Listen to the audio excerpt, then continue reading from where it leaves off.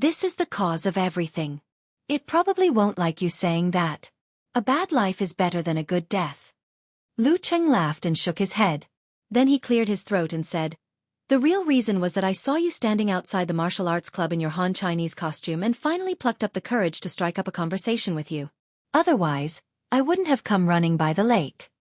Yen Zhuka rolled her starry eyes and asked him back with a funny smile, "Could this be the lyrics of the song, just because I took an extra look at you in the crowd?" Her voice was clear and delicate, and her voice was beautiful.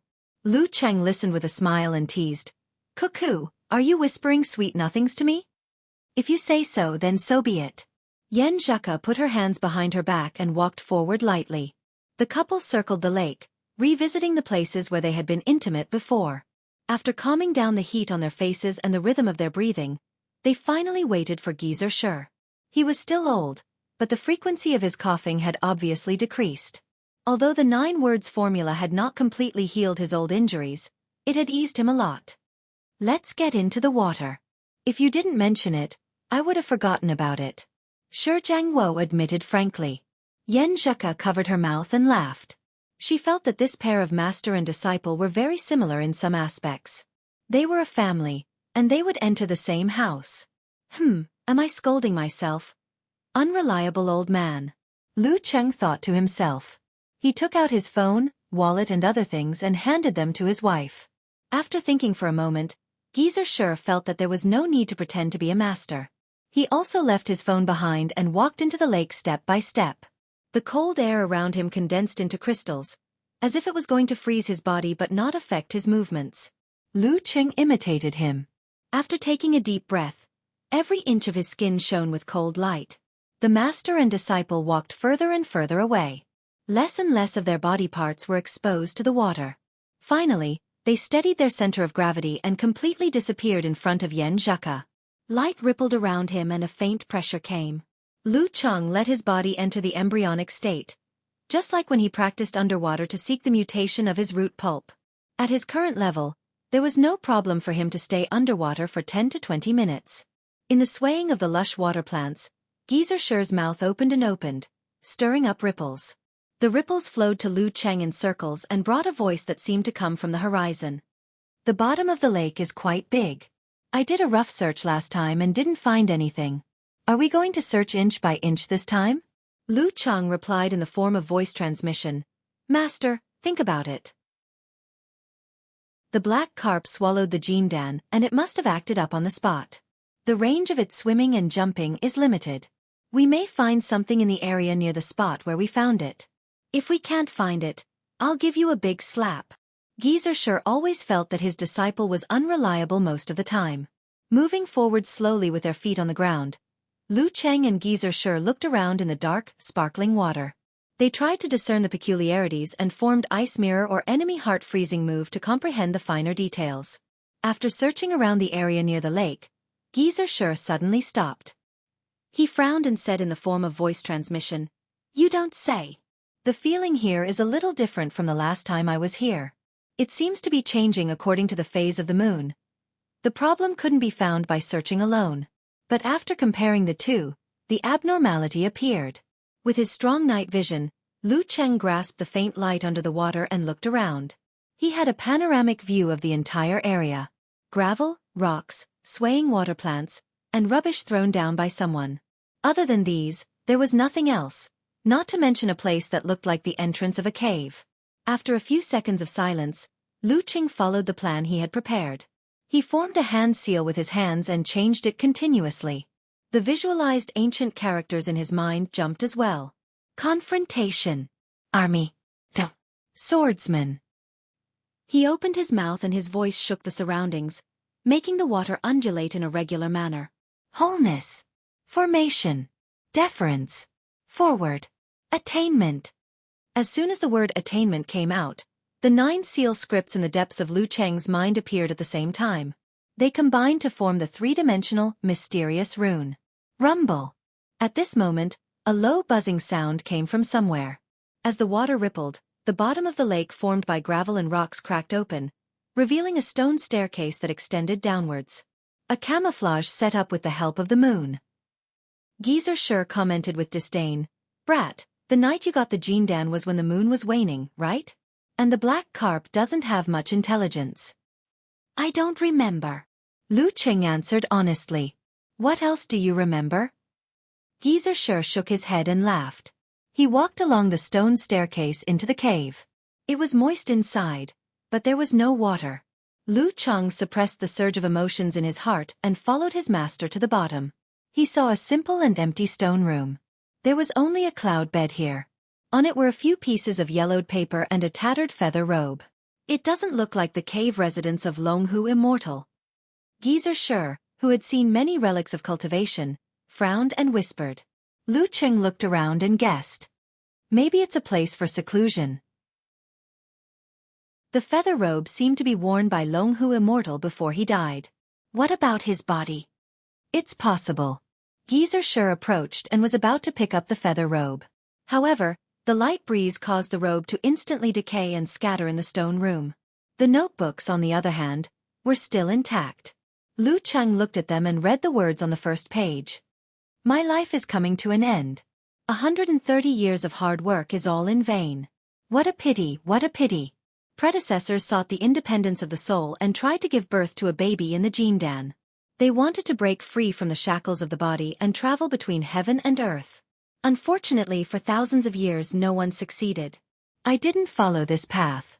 I imitated the immortal world to form the Jindan and sought longevity. However, the road ahead was boundless and full of dangers. It ended here. Geezer Shi flipped over the other pages and read quickly. At the end, the master and disciple finally understood what Longhu Immortal did, and why his Jindan was preserved until today. According to what Longhu Immortal said, once a cultivator passed away, the Jindan that lost the control of the spirit would either quickly lose control and explode, or barely maintain the balance and dissipate quickly.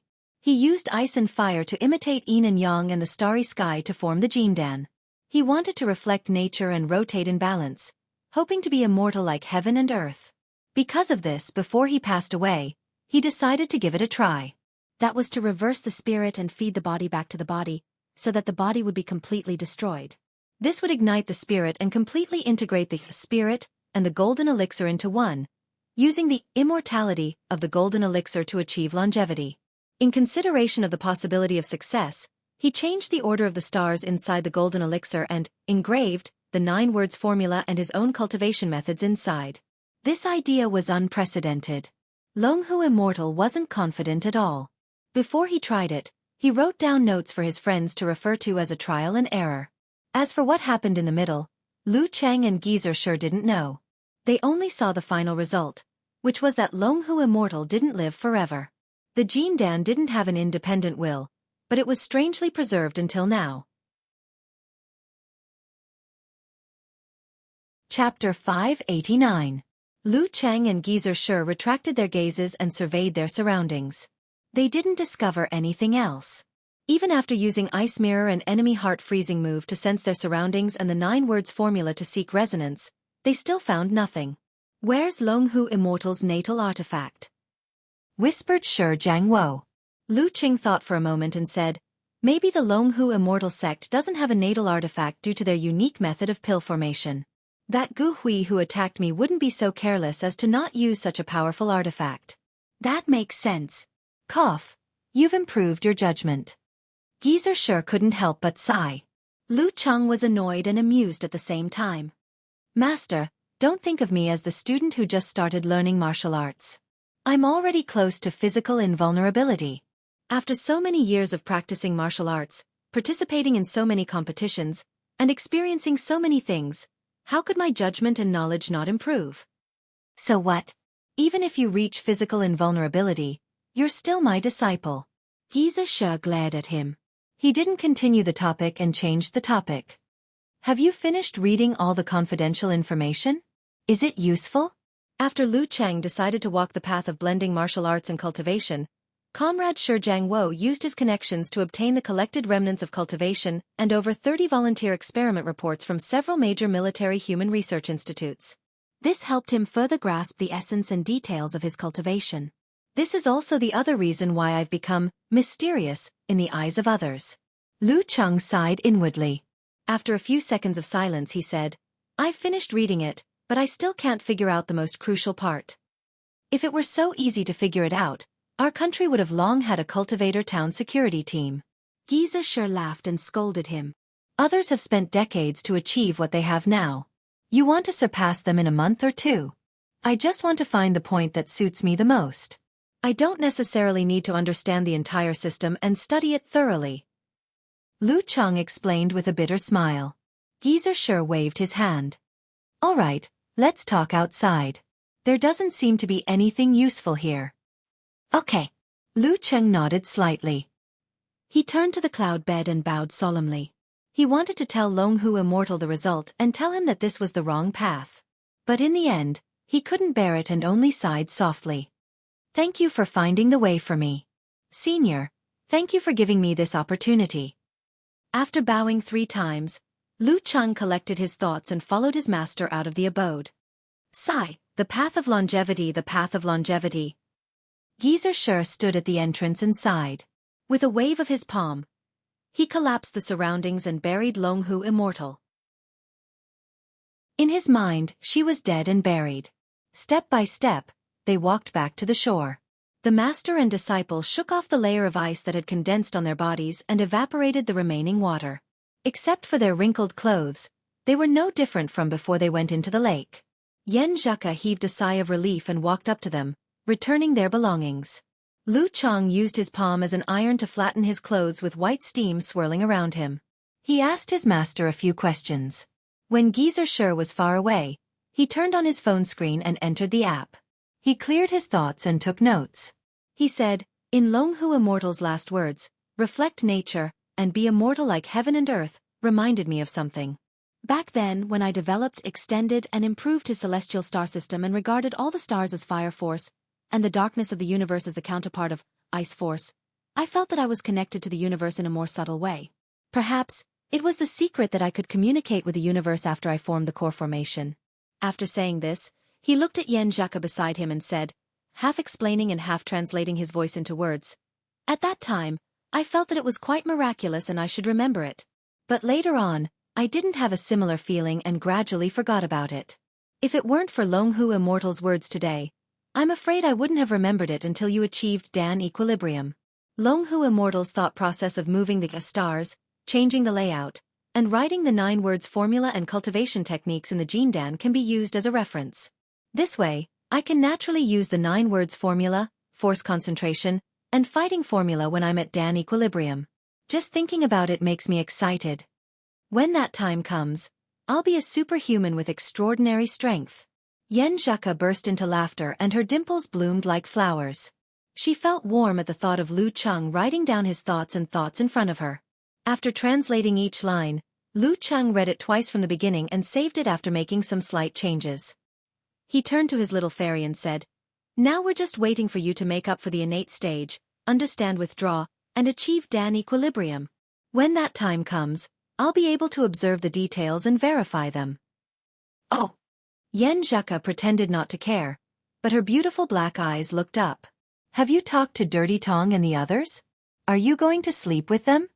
Lu Cheng grabbed her delicate hand and walked back to the bridge. We've already talked about it. I'm going to sleep with Ru. Besides, the new girl in their dormitory is already doing her internship in Songqing. She stays in the city at night and won't come back, Zhaka replied with a smile. Lu Cheng was about to say something when his right foot suddenly became heavy as if it was carrying a 1,000-pound rock. This made him lose his balance and stagger. He swayed his center of gravity and steadied himself easily. He looked at his wife beside him and asked, what's going on? Under the light of the street lamps and the surrounding darkness, Zhaka's face was delicate and beautiful. Her long and black eyelashes trembled as she answered innocently, what do you mean, what's going on? I don't know. At this point, she couldn't help but turn her head and look to the side. She covered her mouth and let out a series of clear and pleasant laughter. Lu Cheng suddenly understood. He said with surprise and joy, you've awakened your supernatural ability? The supernatural ability inherited from the 2 elders of the Ji family and the Empress Dowager? Compared to brother-in-law, Ku should have awakened her supernatural ability more easily. The reason why it hadn't appeared was because she was born with a deficiency. Now that her supernatural ability had awakened, Did it mean that she had already made up for her deficiency? Yeah. Didn't I look tired the past 2 days? You thought I was suffering from exam syndrome and massaged me the whole time. Yen Zheka raised her chin and answered with a smile. I was going to give you a surprise later, but I couldn't hold back just now. Awesome. You're indeed Coach Yen. What kind of supernatural ability is it? Lu Qing asked, giving her a thumbs up. Well, it's related to the Earth's magnetic field. There are changes in attraction and repulsion, light and heavy. Yen Zheka rolled her eyes and answered thoughtfully. So your congenital deficiency is gone? Lu Cheng asked with concern. The girl pursed her lips and said proudly, Of course. I feel like I'm about to understand the meaning of withdraw. So fast. Lu Cheng blurted out in surprise. Then he received the look of his wife. Huh? What did you say? He quickly changed his words and nodded with a normal expression. You're right. You've been at the top of the professional 9th pin for more than 2 years, and you've been enduring the torture of your congenital deficiency. You've never changed your love for martial arts. You've worked hard and fought hard for it. Your willpower is strong enough. You admire me, right? Yen Zheka raised her head and flipped her hair, pretending to be proud and complacent. She added silently in her heart, I practice martial arts not only because I like it, but also because I want to accompany you and do something for you. Even if it's difficult for me to reach the inhuman stage in the future, it's enough. Lu Cheng was overjoyed and praised. He was criticized for his exaggeration, but the girl was smiling contentedly.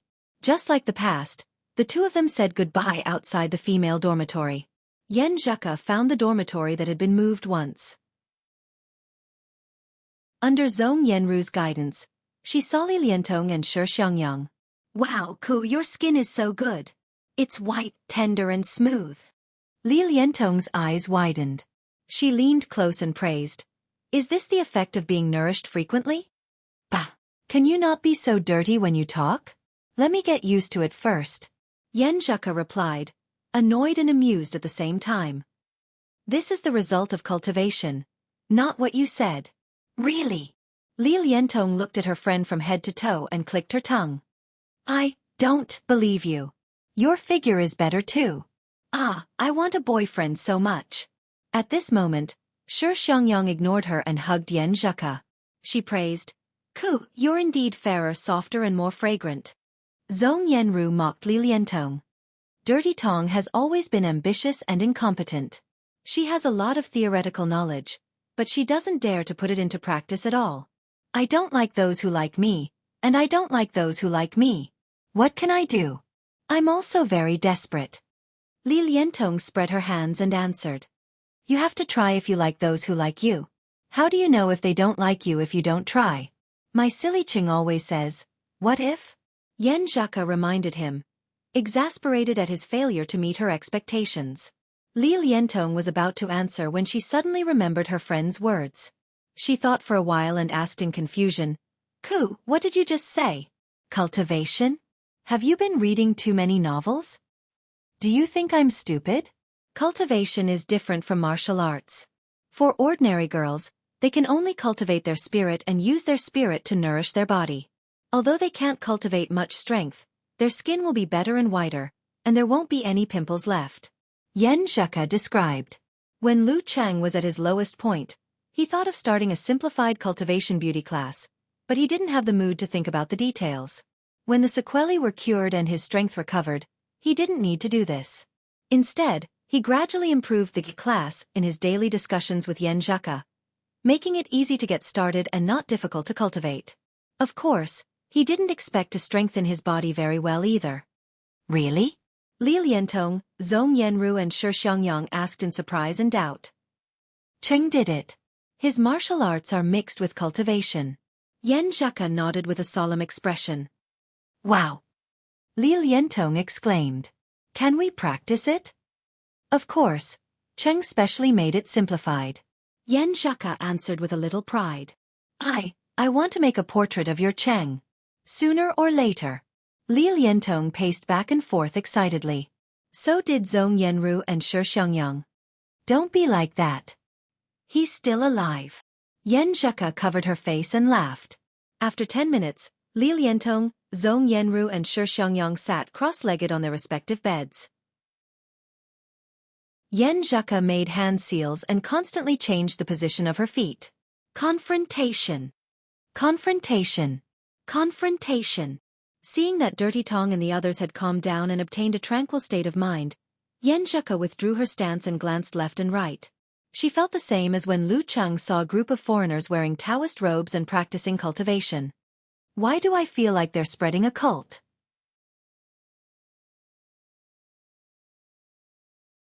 Chapter 590. Kai Zhongming and the others had moved out of the dormitory because of the new students moving in and the use of the West Dormitory garden. However, Lu Cheng was still an intern, so a bed was reserved for him. At the door of room 502, Unit 1, Building 6. He heard the noise and the strong smell of alcohol before he entered. Tomorrow and the day after tomorrow are the graduation photos and certificates. Are these guys going crazy for the last time? Lu Cheng smiled and pushed the door open. Kai Zhongming was holding a paper cup in one hand and a small bottle of Red Star Erguo in the other. He was not surprised to see his bad friend come back. He looked at him up and down and said, "Cheng, you've recovered pretty well. I didn't know you were hurt before." "You didn't believe me when I told you last time," replied Lu Cheng with a smile. He extended his hand and patted Little Ming's shoulder. Little Ming jumped, grimaced in pain, and almost staggered. "You're taking revenge.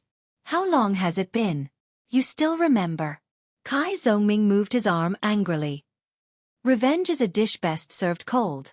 You're going to go home and be a tycoon. You won't get another chance like this again," said Lu Cheng half jokingly and half emotionally. As they were about to leave school, most of their former roommates had found a home. Zhao Chong had successfully applied for postgraduate studies and had begun to take private jobs. Zhang Jingye had his wish fulfilled and stayed in Songqing. He had entered a branch of a large company. Although the company was famous for its overtime work, the salary was really good. Old Qiu Zhigao, had received several offers, but he was not satisfied. In the end, through Qin Mo's relationship, he entered a local private enterprise. The salary was not high, but it was good that he stayed in a big city.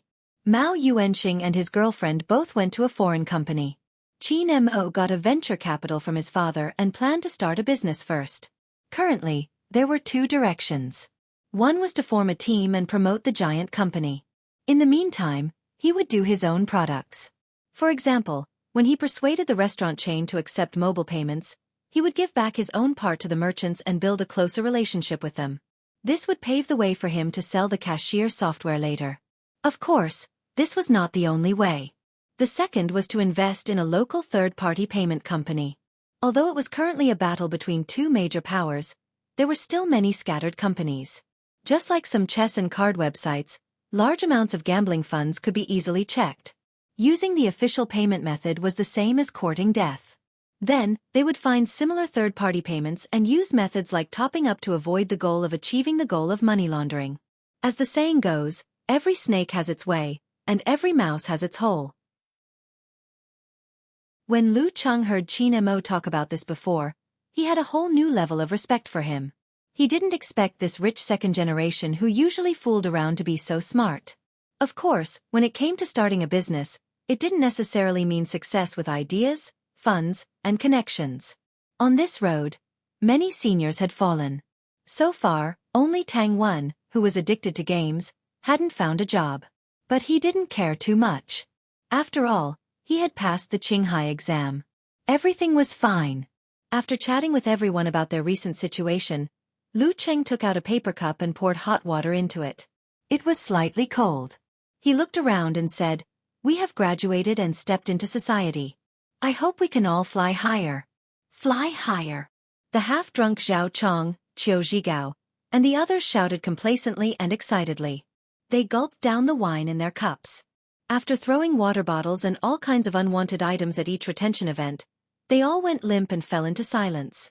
It wasn't clear whether it was because they were drunk and confused, or because they were melancholy that they could never go back to being young and frivolous.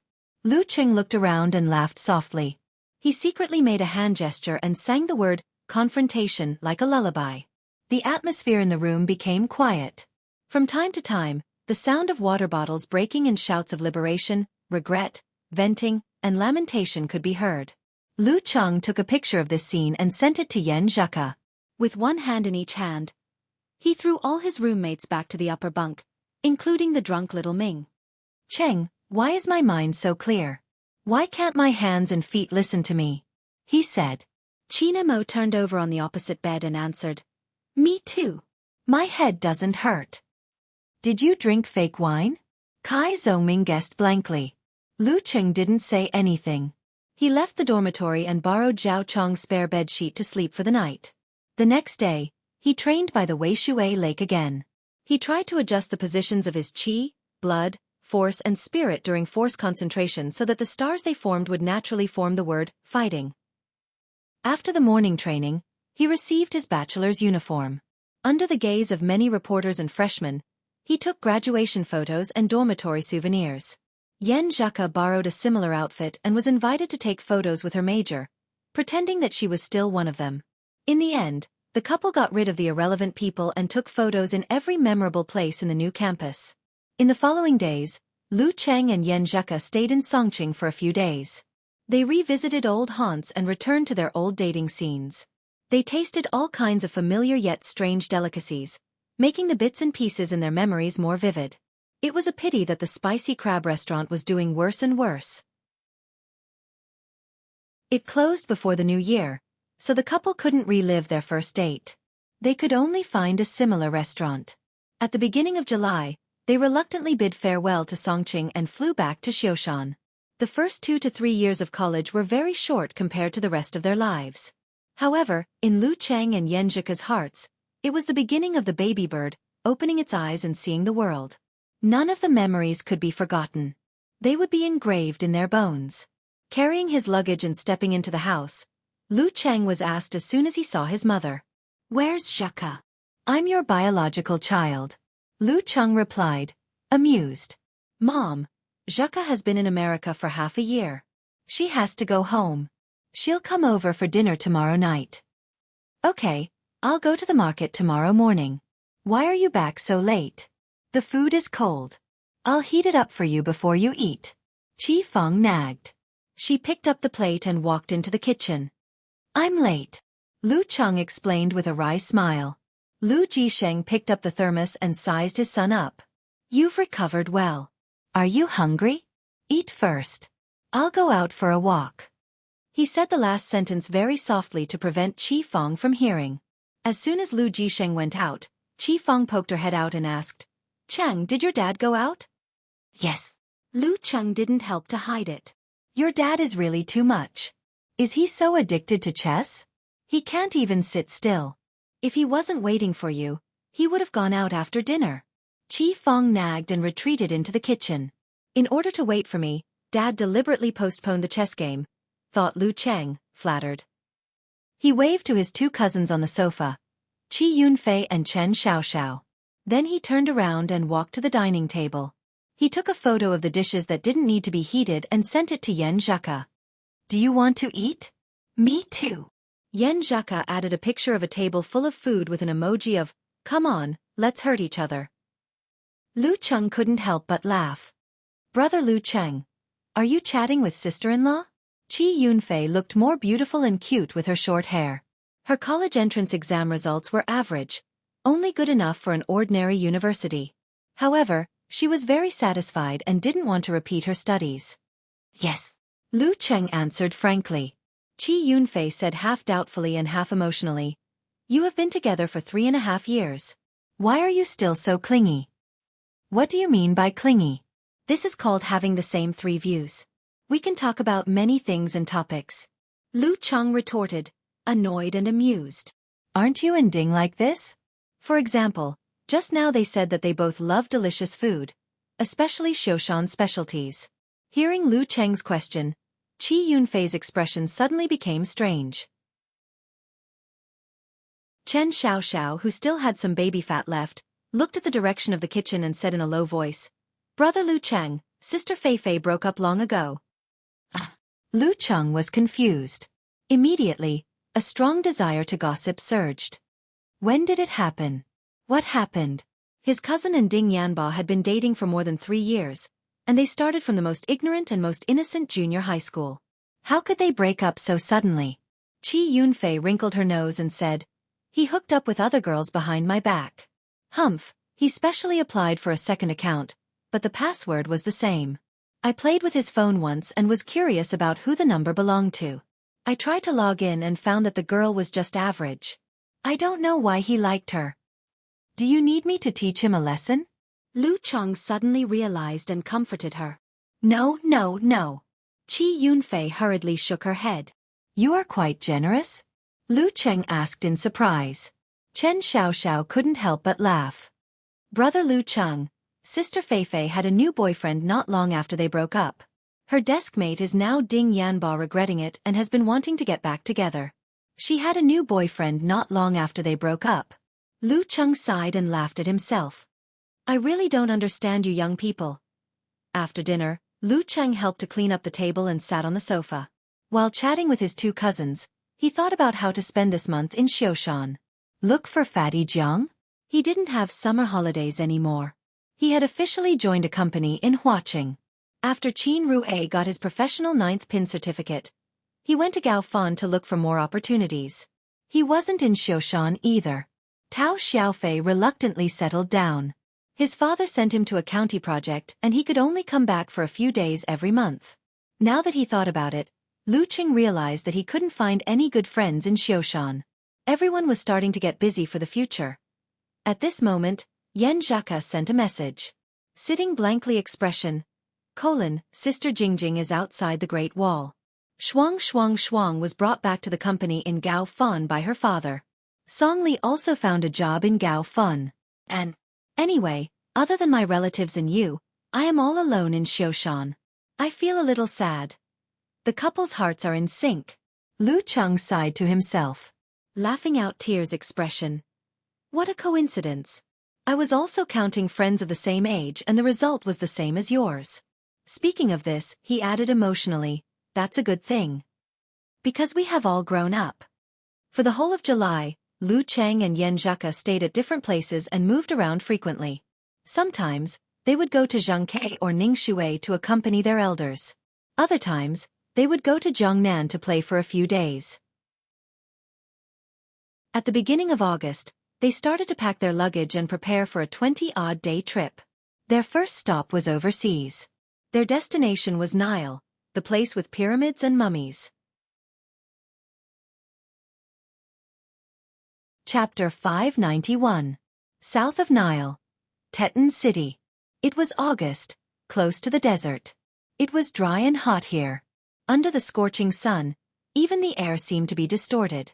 Looking as far as the eye could see, the dense fog made it seem like an illusion. Lu Cheng and Yan Zhaka, each riding a camel, swayed as they approached the remains of the temple where Isis was worshipped. Not far behind them, a professional tour guide in a long robe and headscarf followed with narrowed eyes. He was invisible himself to avoid disturbing the guests. With Lu Cheng's strength, he had no problem traveling in the Nile tourism industry. However, he didn't have to rely on brute force for everything. That would lose his fun and mood. Hiring a tour guide with excellent connections at a high price could save him a lot of trouble. Just like earlier, if it were just two foreign tourists wanting to ride a camel, they would definitely be extorted and might not be able to enjoy themselves. However, once the tour guide stepped in and found a familiar friend, the problem was immediately solved. The reasonable price and attentive service made the young couple feel comfortable riding the camel. You get what you pay for. If it could be solved with money, there was no need to resort to violence. After approaching the ancient and dilapidated temple, Yan Zhaka jumped off the camel lightly and looked at the interior happily. She had long sleeves and trousers, and her black hair was tied up with a headscarf. She looked like a local, but her actual purpose was to protect herself from the sun. A girl's obsession with sunscreen was unimaginable to men. Lu Cheng, on the other hand, was wearing a t-shirt, shorts, and martial arts shoes without any self-awareness. This is the temple of Mother Earth goddess Isis. Yan Zhaka pointed to the front and introduced to Lu Cheng. It is said that one of her original forms is Inanna from Sumerian mythology, the goddess of Venus, fertility, sex, and love. Seeing someone nodding in confusion, Yan Zhaka said with a smile, "Do you feel that this goddess Inanna is a stranger?" "I think I've heard of her before, but also not," Lu Cheng replied embarrassedly. This is a tourist spot added by a ferry at the last minute. I didn't have time to do my homework. Then I'll change her name, and you will be familiar with her. Yen Zheka pursed her lips and smiled. What is it? Lu Cheng asked curiously. Call me Teacher Yen first. Instructor Yen is fine too. The girl turned her head and lifted her chin slightly. Her slender and beautiful neck was faintly discernible under the cover. Lu Cheng was amused. Please give me some pointers, Instructor Yen. Cough. Have you heard of Aphrodite? Venus, have you heard of it? These two names are just the difference between Gu Qinhai's name and Gu Luo's name. Also, have you heard of the Holy Mother? Yen Zheka raised her hand and said, one of their prototypes is Inanna. She's really something. Lu Cheng was dumbfounded. After showing off her knowledge, Yen Zheka pursed her lips and pointed at the weathered sculptures, statues and stone pillars. Come, help me take a picture. I'll ask the tour guide to take a picture of us later. Okay. Lu Cheng took out his digital camera and waited for her to pose. At this moment, a man who claimed to be a staff member came over. He had a unique beard and indicated that he could take a picture of the couple. Knowing that he would be blackmailed if he accepted the offer, Lu Cheng shook his head firmly without any hesitation. When Lu Cheng pressed the shutter, the staff member suddenly jumped out and was captured by the camera, leaving behind an image. Then, he pestered them and kept asking for money in slang English. Although the couple was not short on money, they were not willing to be forced. Lu Cheng looked back at the tour guide and saw him walking over quickly. He reached out his right hand and patted the staff member on the shoulder. In an instant, the staff member felt cold all over. He felt like he was locked in a cold storage at the edge of the desert during the hot season. He couldn't help but shiver. He wanted to open his mouth but could only hear the chattering of his teeth. He wanted to move but found that his body was stiff and difficult to control. Lu Cheng pulled his little fairy away as if nothing had happened and changed their position to take another picture. He also signaled the tour guide to take care of the rest. The tiger on the ground, who always liked to act tough, was frightened by the encounter just now. He yelled that he wanted to call the police but didn't dare to make any real moves. He was easily persuaded by the tour guide. After taking a group photo, the young couple held hands and wandered around the ruins of the ancient temple. They talked and laughed, and they were very happy. After visiting the last scenic spot, they returned to the bustling area. Under the tour guide's introduction, they entered a Babula restaurant, which was also a special barbecue restaurant. Here, they carefully selected lamb legs and other ingredients and applied pepper, salt, and ingredients recorded in their ancestral secret recipe. The barbecue was fragrant and tender. It's not bad. It's different from what we had in Dika. But I'm still a little sick of it. Yen Zheka looked at Lu Cheng with bright eyes and said in a slightly aggrieved tone, Nile is all barbecue, barbecue, barbecue. If not, it's just pancakes and bread. Why didn't they develop other methods? China's food culture has a long history and rich methods. Dika was the capital of Nile. It was the couple's first stop upon arrival.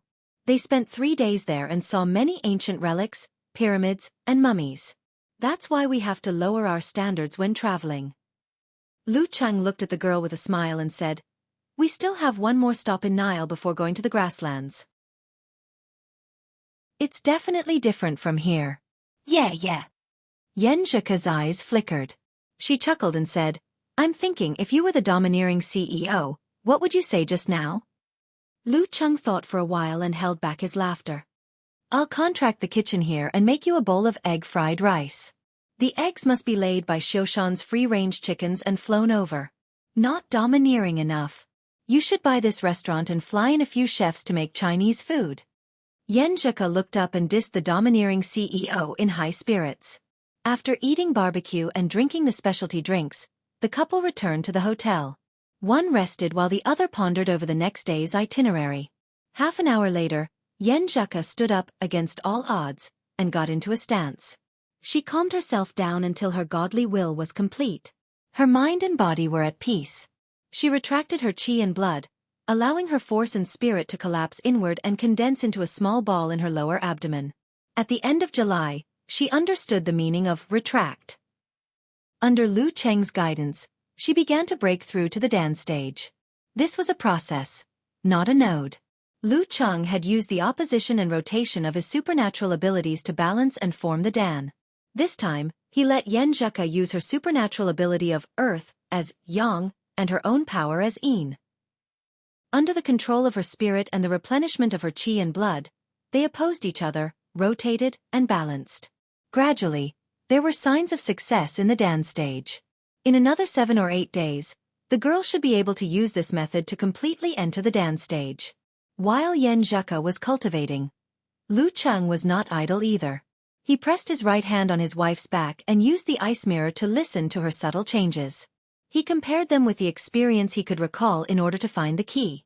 Over and over again, even though Yan Zheka was extremely passionate about her dream of reaching the Dan stage, she still couldn't overcome the exhaustion of her body without using the swordsman formula and the wholeness formula. As the night deepened, she lay on the bed and didn't want to move. "I'm sweating all over," she said with satisfaction.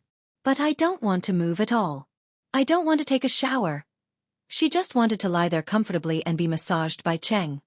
"You'll feel better if you take a hot shower." Lu Cheng smiled and massaged her. "Didn't you see the notice from the hotel? There's going to be a power outage later. There won't be any hot water. Maybe there will be a water outage too." "No, no, no." Yan Zheka turned her body and shook her sweaty hair. She buried her face in the pillow with a look of non-cooperation. "Who's the one who always urges me to take a shower? Who loves to take a shower the most?" Lu Cheng laughed. "I'm going to stink you to death later." Yan Zheka replied, hatefully. "I don't care. I'm just worried that you can't accept it." Lu Cheng laughed and helped his little fairy to turn around. He saw her squinting her dark eyes and quietly observing the outside world. "Humph." Yan Zheka pouted. "If there's a power outage, you're in charge of the hot water. If there's no water, you'll freeze and turn into water. Aren't you known as a multifunctional household robot? I have to save my ice force in case there's no air conditioning at night." Lu Cheng explained and tried to pull Yan Zheka up. "No, no, no."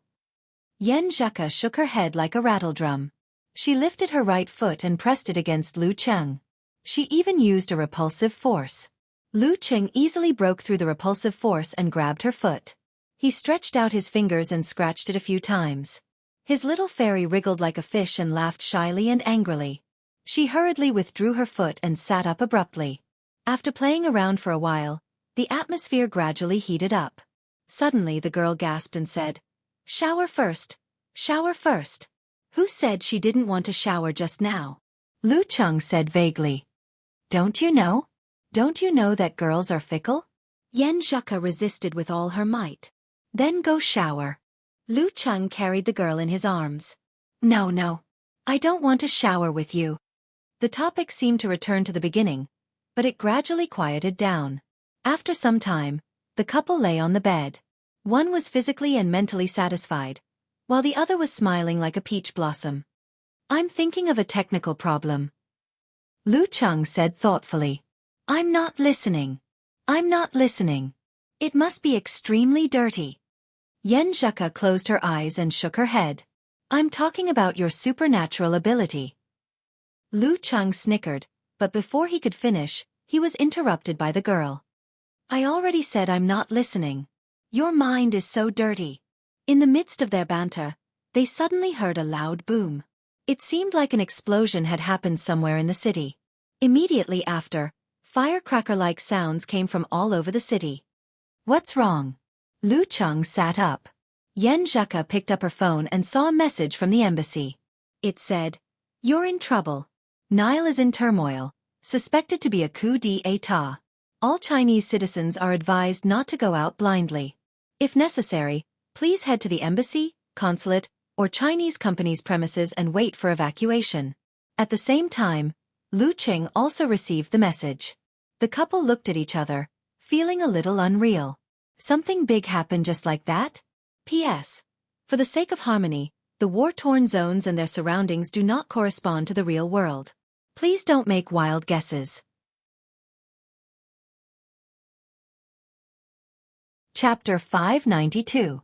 Without much confusion, Lu Cheng cleared his mind and said calmly to Yan Zheka, "Cuckoo, I'll call the embassy to confirm the situation so that we won't lose contact. Pack your luggage. Put the important and necessary things in your backpack. Don't bring too many clothes. Just 2 sets will do. Throw the rest in your suitcase and be prepared to throw them away if you can't take them with you. The message he just sent included the embassy's landline. It was the first time for Yen Zhaka to encounter such a situation, so it was natural for her to be flustered. However, after hearing Lu Cheng's calm tone and feeling his confident attitude, she quickly calmed down. She seemed to have a plan in mind. She nodded gently and answered, "Okay." She put on her clothes and walked quickly to the sofa. She opened the suitcase and took out the necessary items. Lu Cheng held his phone and stood in front of the floor-to-ceiling window. While looking at the burning buildings outside, he dialed the embassy's landline. Maybe it was because there were too many people calling back after receiving the message, but all 3 landlines were busy. He couldn't get through, so he decided to look for his master. "Hey, brat, I didn't expect you to experience this kind of thing. Back in the days when I was in the war-torn zones." Geezer Sher bragged casually. The corner of Lu Cheng's mouth twitched. He almost couldn't control himself and interrupted this unreliable old man. After saying a few words, Shi Jiangwo smacked his lips and said, "East of the Nile is the war-torn zone. It's going to connect together. This old man was still thinking about when I should send you there for training. Great, I've encountered it myself. Okay, I won't say more. I'll ask for the military's contact number in Nile, not the embassy's." "Won't say more. That's called not saying more." Lu Cheng face-bombed and cursed silently. After waiting for more than a minute, Geezer Sher sent a message with the phone number. The gunshots outside were getting louder and louder. It was as if the whole city was being fried. The lights around them flickered on and off, making the hotel look like an isolated island in the middle of a vast ocean. Lu Cheng had been through a lot. Under such circumstances, he remained calm and composed. He calmly called the military personnel sent to him. "Hello, who is this?" After the call was connected, the person on the other side asked in English vigilantly. Lu Cheng wanted to imitate the Dragon King's simple, "I'm Chen Qitao," and introduce himself. But considering his own popularity, he had to spend a little more effort.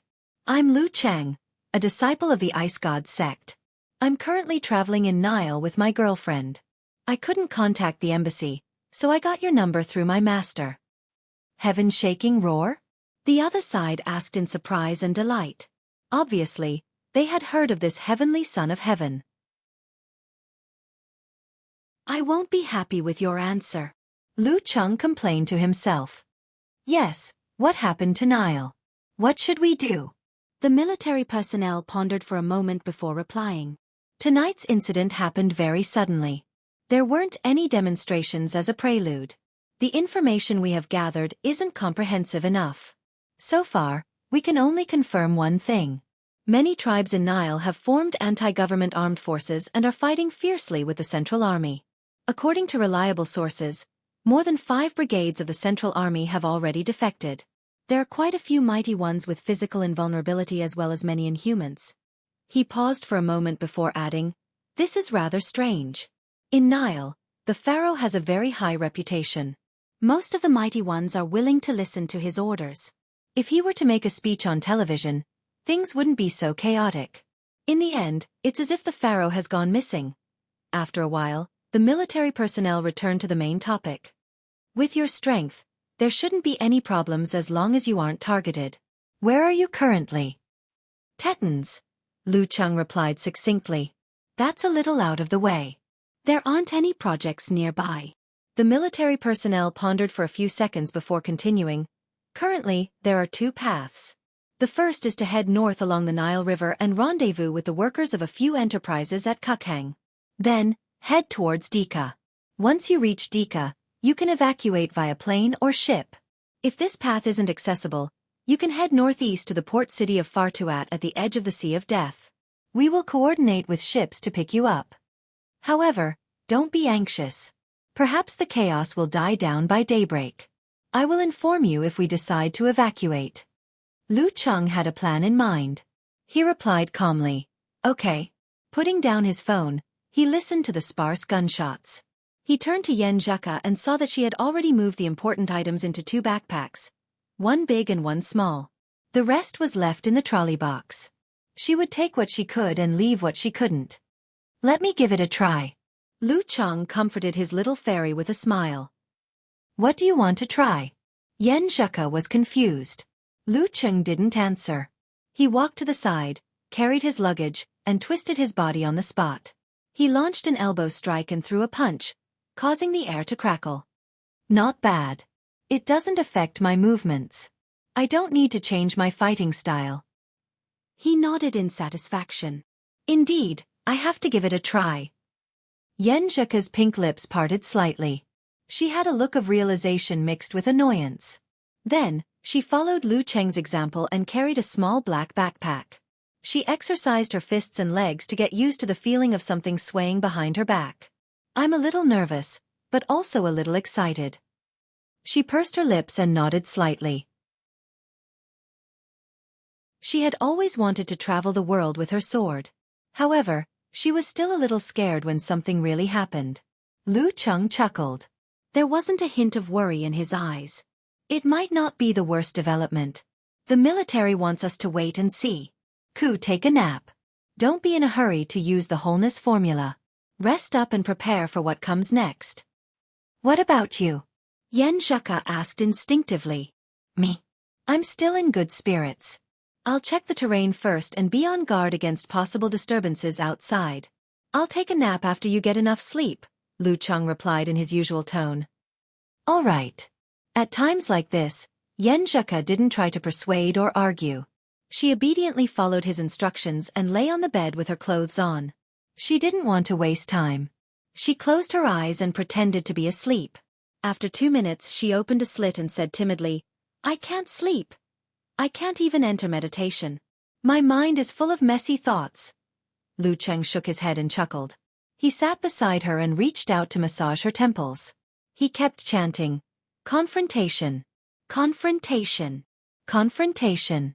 The atmosphere softened and the surroundings became quiet. Yan Zheka slowly relaxed her tension. Her eyelids started to get heavy. She mumbled, Cheng, I feel like my mother is singing a lullaby to me. Empress Dowager knows how to sing a lullaby. Lu Cheng asked casually. No.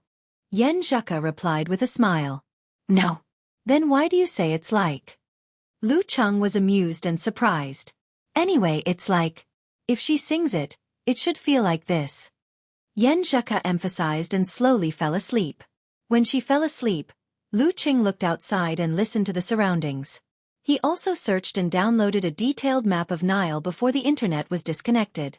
Amidst the occasional gunshots and human voices, he thought of something. He called the hired tour guide and asked him to rent a car. Without the unlimited energy supply of Jindan, using a car instead of walking could effectively conserve energy. This could be the difference between life and death at a critical moment. The tour guide explained that things would calm down soon. Besides, there was no place to rent a car in the middle of the night. He would come with the driver at dawn. At around 4 in the morning, Lu Cheng heard noises approaching. The gunshots were getting clearer and clearer. He quickly woke Yan Zheka up and told her to hurry up and recover. Yan Zheka's hazy eyes quickly cleared up. She soon looked like she was ready for a battle. She didn't look like she had just woken up. Gunshots approached and glass shattered. Orders and shouts came from the bottom floor of the hotel. Lu Cheng put on his backpack and listened carefully. The rebels are looting and plundering. They haven't hurt anyone yet. If we fight head-on, we might become the main target and be targeted by the rebels in the entire city. Yan Zheka put on her backpack and analyzed. Yeah, we don't have to do anything. Let's hide and figure out the situation first. Lu Cheng looked around and said, when the rebels are about to reach this floor, we'll climb through the window to the bottom. They probably won't come back after plundering this place once. Yeah. Yan Zheka nodded vigorously. Lu Cheng looked at the thumb-sized cars on the ground and asked Yan Zheka with a smile, Are you scared? No. I'm not afraid of heights. I'm almost at the dance stage. Yan Zheka raised her chin and said, Besides, we've already jumped buildings before. While they were talking, they heard a mixture of local dialect and English at the elevator entrance and the emergency exit. Heavy and messy footsteps could be heard clearly. Lu Cheng and Yan Zheka looked at each other and opened the ventilation window. With a push of their hands, they squeezed out easily and stood on the narrow protrusion. His feet seemed to be embedded in the concrete. He reached out to hold the girl's delicate hand and helped her flip over. Then, he held Yen Zheka's waist and jumped and pressed down, landing firmly on the protruding point of the next floor. He was so precise that there was no error. Yen Zheka exerted force on her wrist and pushed open the closed window. Under the dumbfounded gazes of the crooked men and women, who were wearing nothing but bathrobes, she jumped in. Lu Cheng followed her effortlessly. He and Little Fairy quickly moved to the lower floor and randomly found an empty room to wait. After more than half an hour, the rebels finished plundering and left in high spirits. They didn't even care that there were only suitcases and no guests in the room. There must be rats who know how to dig holes. It's a little chaotic. Let's go to the lobby to find other guests and see who drove here. We'll try to form a group and evacuate to Kukang as soon as possible. Lu Cheng made a prompt decision, without waiting for the military's notice. That's what I think too. Yen Zheka chimed in without hesitation. The two went down to the lobby and saw many foreign tourists gathered. They were frantically discussing the situation and solutions. Lu Cheng was about to go up and talk when he suddenly heard a car coming at high speed. The car screeched to a halt at the entrance. He took a step back and stood in front of the girl. Through the glass, Lu Cheng saw a group of Nile soldiers in military uniforms with guns spread out and seal off the hotel. Why are they here again? He muttered subconsciously. Yen Zheka pondered for a few seconds and said, this shows that the situation is very chaotic. The rebels and government forces are scattered and have no contact with each other. Those who came later don't even know that this place has been plundered. Does this mean that even if we go overboard, we won't be surrounded by a large force? Lu Cheng said thoughtfully. Yes. Yen Zheka nodded solemnly. At this moment, the hotel door was pushed open. A strong and burly officer walked in majestically, surrounded by armed soldiers. He wasn't holding a gun, but a scimitar. After looking around, he said coldly, "Take them all away."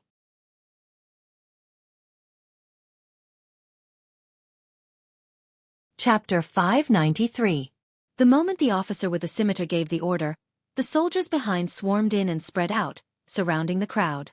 The black and heavy muzzles of their guns were leveled at them like evil and terrifying eyes. The foreign tourists were so frightened that they lost their voices and dared not move. Not all of the soldiers remained in place. 90% of them passed by and came to the elevator. Half of them took the elevator while the other half climbed the safety passageway. Their footsteps were heavy and messy, as though they were going to search floor by floor and not miss a single guest.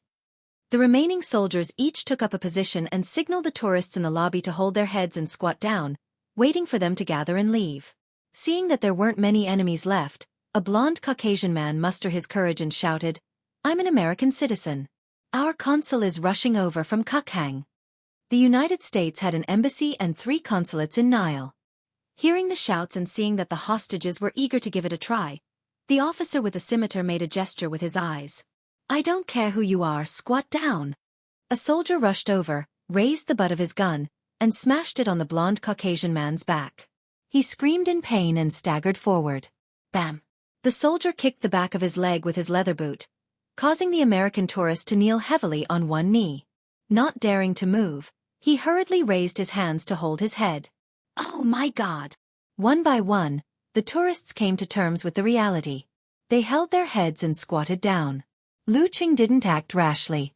To be honest, with his strength, he was still worried just now. But now, these people weren't enough. But he had to consider Yen Zheka and the innocent crowd. If he couldn't end the battle in a short time, Yen Zheka might be implicated. Even though she was almost at the dance stage, she hadn't experienced life and death battles. If she panicked and made a mistake, it would be a regret that could never be made up for. Lu Cheng squatted down and took the opportunity to look around, taking in the situation. There are 5 soldiers with guns guarding us. They are spread out, so I can't catch all of them in one go. There are 2 soldiers at the stairs and 2 at the elevator. There are another 2 outside the main entrance. As for the rest, I don't know. That military officer has his own way of walking. His combat strength should be on par with the more powerful ordinary dance stage. Lu Cheng thought for a while and said to Yen Zheka, who was also squatting beside him, "This is different from the rebel army. They are spaced so well that it's impossible to attack two of them at the same time. Also, they can easily form a crossfire. They seem to have received formal training and aren't a mob. I think so too. Did they betray us, or did they take advantage of the chaos to do something? It's weird. Yan Zheka replied in a low voice. Lu Cheng nodded slightly and whispered in his wife's ear. Things are a little strange. We can't follow them. If we get into a situation that we can't solve, we'll be in trouble. Ku, I'll find a chance to attack that officer later. Hide behind that pillar, don't attract attention, and avoid stray bullets. 2. Bye. But. She muttered to herself, I'm almost at the dance stage. It's not a problem for me to deal with 2 or 3 soldiers. It's mainly because you don't have experience and make mistakes. Once we leave the hotel, I'll watch over you and you can take your time. Later, if a soldier's attention isn't attracted by me and wants to attack you, the first thing you need to do is to use your supernatural ability to get rid of his gun. The second thing you need to do is be ruthless. Don't think about anything else. This was a precautionary plan. It could effectively avoid mistakes and prevent Ku from being hurt by the gun in close combat. Okay. Hearing that she had a mission and wasn't a burden, Yan Zheka was no longer depressed. Her fighting spirit was aroused. She repeated silently, Get rid of the gun. Be ruthless. Get rid of the gun. Be ruthless. As a top student, she had already started to plan how to use her supernatural ability and martial arts to get rid of the gun. Seeing that all the hostages were squatting down, the soldier who knocked over the American tourists walked back to his original position. When he passed by a mixed-race tourist with exaggerated breasts, he extended his leg to feel them and let out a vulgar laugh. You! The female tourist was angry, but she didn't dare to say anything. Oh, be careful. We'll talk about this after we bring all of them back, reminded the officer with the scimitar. Talk about this? How can we talk about this? Many tourists in the lobby suddenly understood. Their bodies started to tremble uncontrollably and they cried out loud. It was as if they could already foresee the tragic ending. Bam! The soldier who was reprimanded fired a shot at the window on the other side. He shouted angrily, Shut up! At this moment, Lu Cheng transmitted a message to Yan Zheka. Now! Flames and frost rose from the surface of his body. Suddenly, a crimson fireball and a crystal cold light swirled around each other.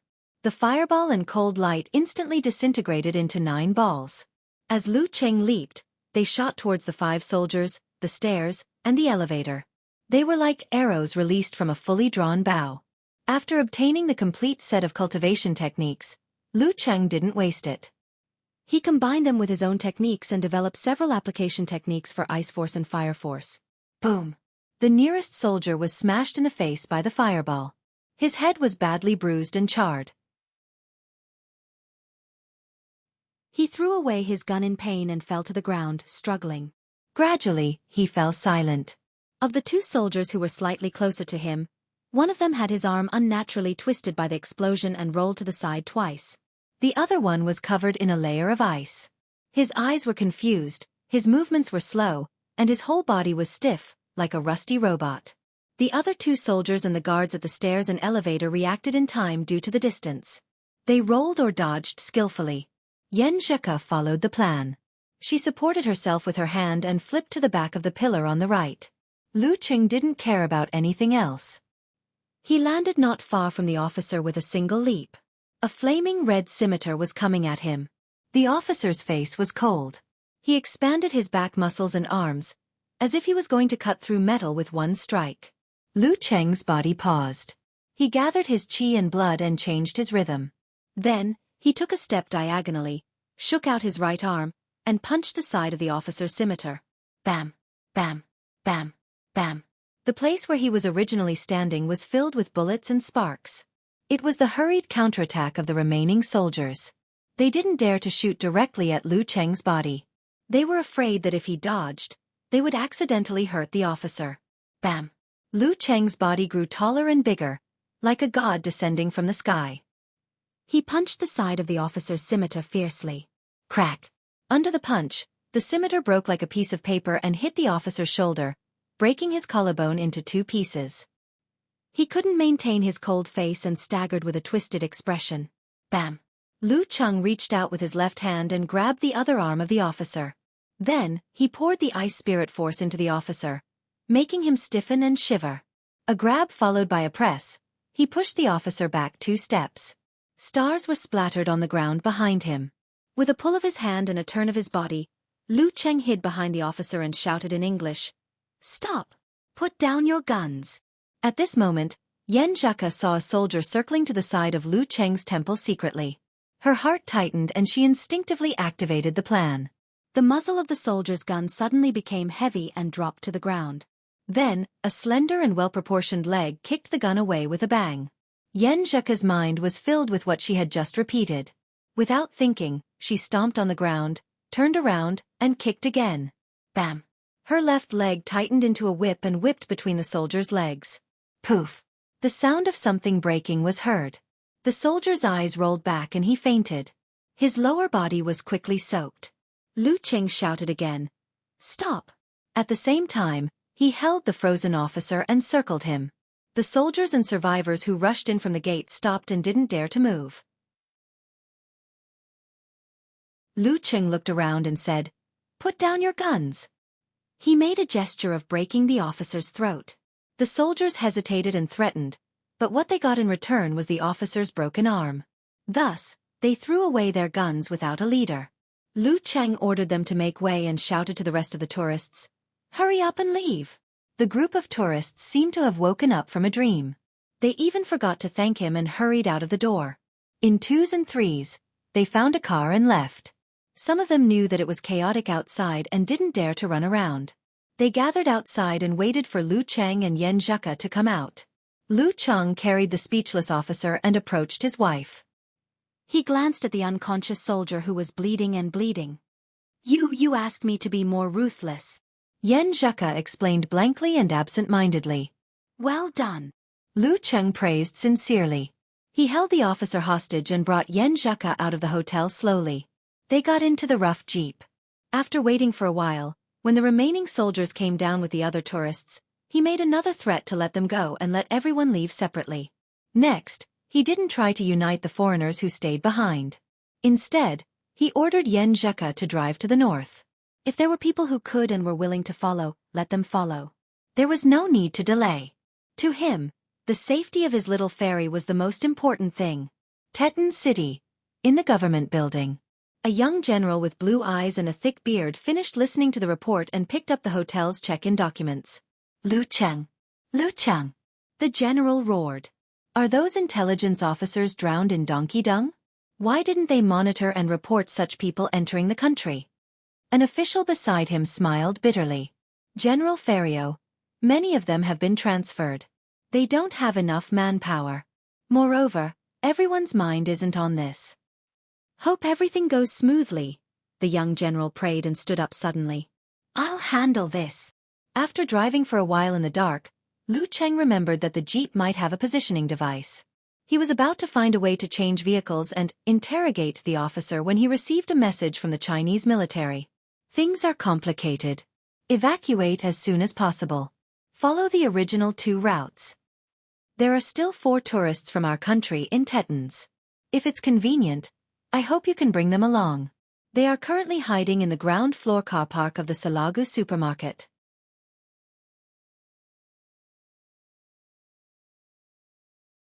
Chapter 594. Stepping on the officer, Lu Cheng read the message to Yen Zheka. Before he could ask, Yen Zheka looked straight ahead and turned the steering wheel. "Go!" "Ha!" Lu Cheng was confused. "Don't you want to discuss whether to go or not with me?"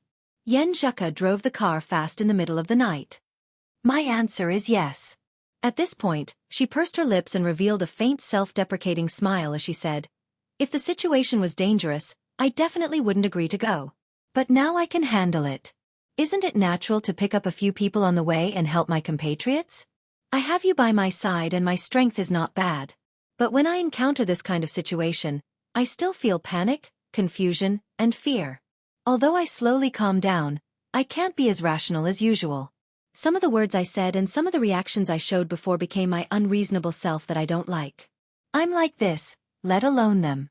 If I put myself in their shoes, they must be very scared, terrified, and uneasy at this time. They really want help and rescue. Sigh, I've always said that there's a difference between those who are close to me and those who are distant from me, and that I'm more indifferent to those who are further away from me. I can pity them, but I definitely won't worry about them. Haha, now it seems that I'm not that selfish after all. Lu Cheng listened quietly, then chuckled and said, "This is already very good." He pressed the keyboard and replied to the military personnel, "I'll take them with me." After sending the message, he remembered his worries and hurriedly told Yen Zheka that the military jeep might have a positioning device so that she could prepare to change cars. In the middle of the night, without a key, can you open the door and drive the car? Yen Zheka asked. I can't. Lu Cheng was almost speechless. I haven't learned this skill. In movies and TV series, there are often scenes of directly pulling the wires and connecting the ignition to start the car. But I haven't tried it and I don't know if it works. No wonder the seniors said that it's always good to have more skills in the martial arts world. At this time, Yen Zheka rolled her eyes and said, "Actually, the positioning device is easy to solve. My supernatural ability is similar to a magnetic field, so I can interfere with it. Will it also interfere with the driving of the car?" Lu Cheng deliberated and asked. I don't know about that. Yen Zheka was silent for a few seconds before she gave her opinion. Why don't you give it a try? Okay. Lu Cheng was ready. After a while, the jeep was stable again. Yen Zheka said happily, "No problem. That's good." Lu Cheng wiped his non-existent cold sweat and began to use the army formula and his aura, trying to break the officer's defenses and get useful information from him. Know yourself and know your enemy, and you will win every battle. After driving for a while, Yen Zheka said faintly, "Cheng, how do you get to that Shalagu?" Lu Cheng was stunned for a moment and found it hard to answer. After a few seconds of silence, he said with relief, "I downloaded the map." In the corner of the underground parking lot of Saragu Supermarket, Ma Chaoyang hid in the shadows, using the support pillars as cover. He was a veteran backpacker and was currently on an experiential trip around Nile. Behind the SUV beside him was a family of 3. They set off from Dika and traveled all the way to Tetons. Due to the invasion of the hotel by the rebels, they took the opportunity to escape to a nearby area and met Ma Chaoyang. Under his suggestion, they hid in the parking lot and waited for the chaos to pass. What should we do? Will it be chaotic for a long time? Zhou Yong, a middle-aged man with a beer belly and a parted hairstyle, asked in a low voice. There was still a lingering panic in his voice. His wife, Li Xiaoyun, whose hair was in a mess, hugged her daughter, Zhou Xianying, who was only 11 or 12 years old. She kept looking left and right, afraid that the group of barbaric, vicious, and inhumane Nile soldiers would jump out from any corner. In the process of escaping from the hotel, if it weren't for a few rebels attracting attention, they wouldn't have escaped so smoothly. At the same time, they also witnessed the bloody scene of the rebels being beaten to death and injured. They also witnessed the tragic scene of a few ladies being pinned down and violated by the rebels. Born and raised in a normal and stable country, it was already good enough that they didn't break down after seeing such a scene. They only reacted a little too aggressively. Ma Chaoyang had passed by the border of the war-torn zones before and could be considered experienced. He shook his phone and said, "I've contacted the embassy. They said they will think of something. There will definitely be a way." Okay. Zhou Yong calmed down a little when he thought of having backup. At this moment, Ma Chaoyang's phone, which showed signs of disconnection from time to time, rang. There was a message. He looked down and a surprised smile appeared on his face. He blurted out, "The embassy has replied. They said that someone is coming to pick us up. We will retreat to Kukhang and meet up with the main force. They told us not to wander around and to wait here patiently." As he said these words, he couldn't help but tear up. It felt good to not be abandoned. It felt good to have someone to worry about and help. It was like being alone outside all year round. At the most difficult time, he suddenly received a call from his mother. Okay. Zhou Yong let out a long sigh, as if he had seen the light in the darkness and grabbed onto hope. He turned to his wife and daughter and said, "Don't be afraid. The embassy has sent someone over. It will be fine." Okay. Li Xiaoyun and Zhou Xianying nodded in unison, as if they had found their backbone. The waiting time was equally unbearable. They didn't dare to move, so they could only look at their watches and change their posture. It was as if they had lice. Why aren't they here yet? Li Xiaoyun couldn't help but mutter in the quiet underground parking lot. It's chaotic outside. They won't be here so soon. Ma Chaoyang was also anxious, but he still replied to calm the atmosphere and comfort himself. At this moment, the elevator in the distance arrived and a few footsteps were heard. They're here. Zhou Xianying exclaimed in surprise, but her father covered her mouth. Zhou Yong shook his head at her with lingering fear, indicating that they should wait a little longer. Earlier in the hotel, some tourists thought that the police had arrived and rushed out excitedly, but they were caught by the rebels. As for the outcome, it was not hard to imagine. Tap, tap, tap. The heavy footsteps drew closer and a voice spoke in unfamiliar English. Where is your car? In front. It's right in front. Most of my money and jewelry are there. A low female voice answered in a panic. Ma Chaoyang, Zhou Yong, and the others' hearts sank. They instinctively curled up into a ball, trying to hide as much as possible. Through the windshields on the opposite side, they could vaguely see 4 people dressed in rebel uniforms escorting a pretty white woman to the side of a crimson sedan. One of them seemed to be the leader. He stood alone by the side, while the other escorts occasionally rubbed the white woman's chest and lower body. In the compartment in front of the passenger seat, the white woman pointed at the crimson sedan with her chin. A rebel soldier took out the car key and pressed it, unlocking the door. Then, he went around the sedan and opened the door, trying to take something out of the compartment. The soldier who seemed to be the leader moved closer to the sedan to prevent his subordinates from taking the opportunity to hide the valuables. The rest of the escorts couldn't help but look at the opposite side. Seeing this, the white woman suddenly moved. She stomped her right foot to the side and pressed the tip of a soldier's foot.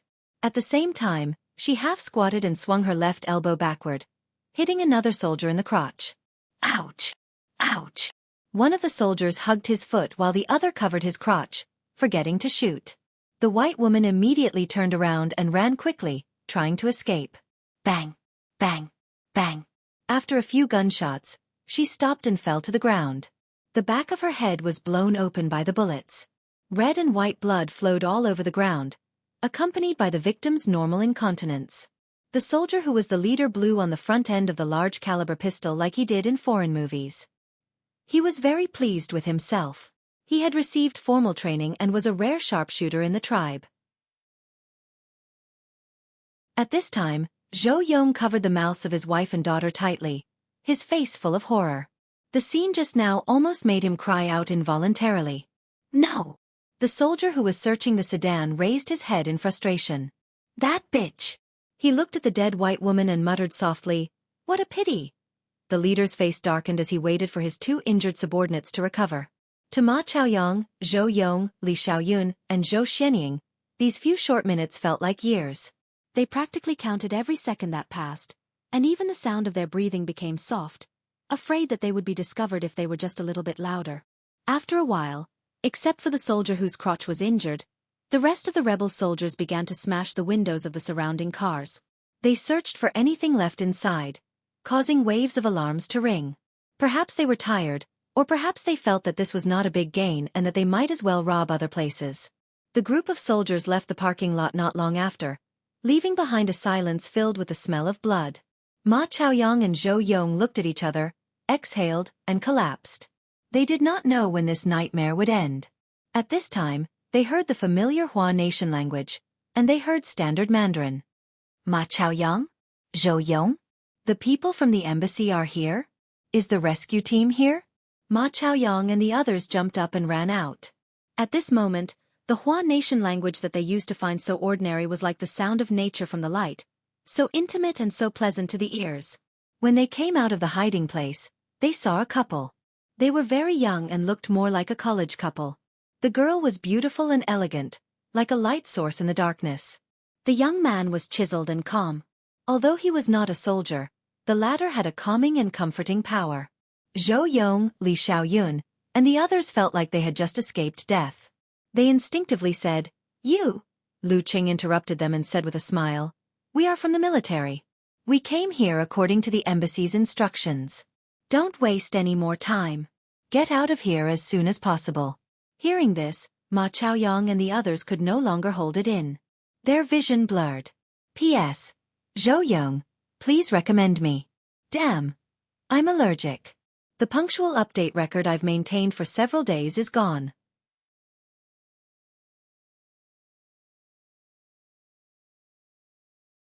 Chapter 595. Lu Qing didn't waste any time and asked directly, "Do you have a car?" With so many people, it would be troublesome to squeeze into a single jeep. No. Ma Chaoyang wiped his eyes and shook his head. He was a typical backpacker who liked to hitchhike and ride with the wind.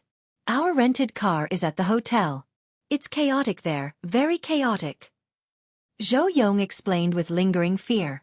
Before he could finish, Zhou Xianying pointed into the distance and said with a sharp voice, "There's a car there. The keys are on the ground, on the ground." She was talking about the crimson car whose owner had been killed by the soldiers.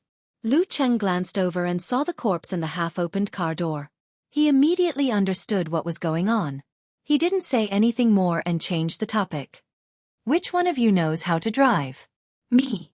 Zhou Yong swallowed his saliva and raised his hand. "Me too." Ma Chaoyang occasionally went on road trips. Lu Qing nodded.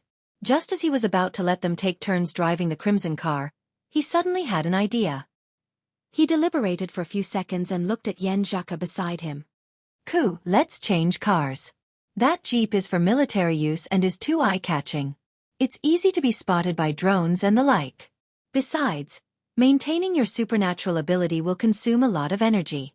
No one knows what will happen next. It's better to preserve as much strength as possible."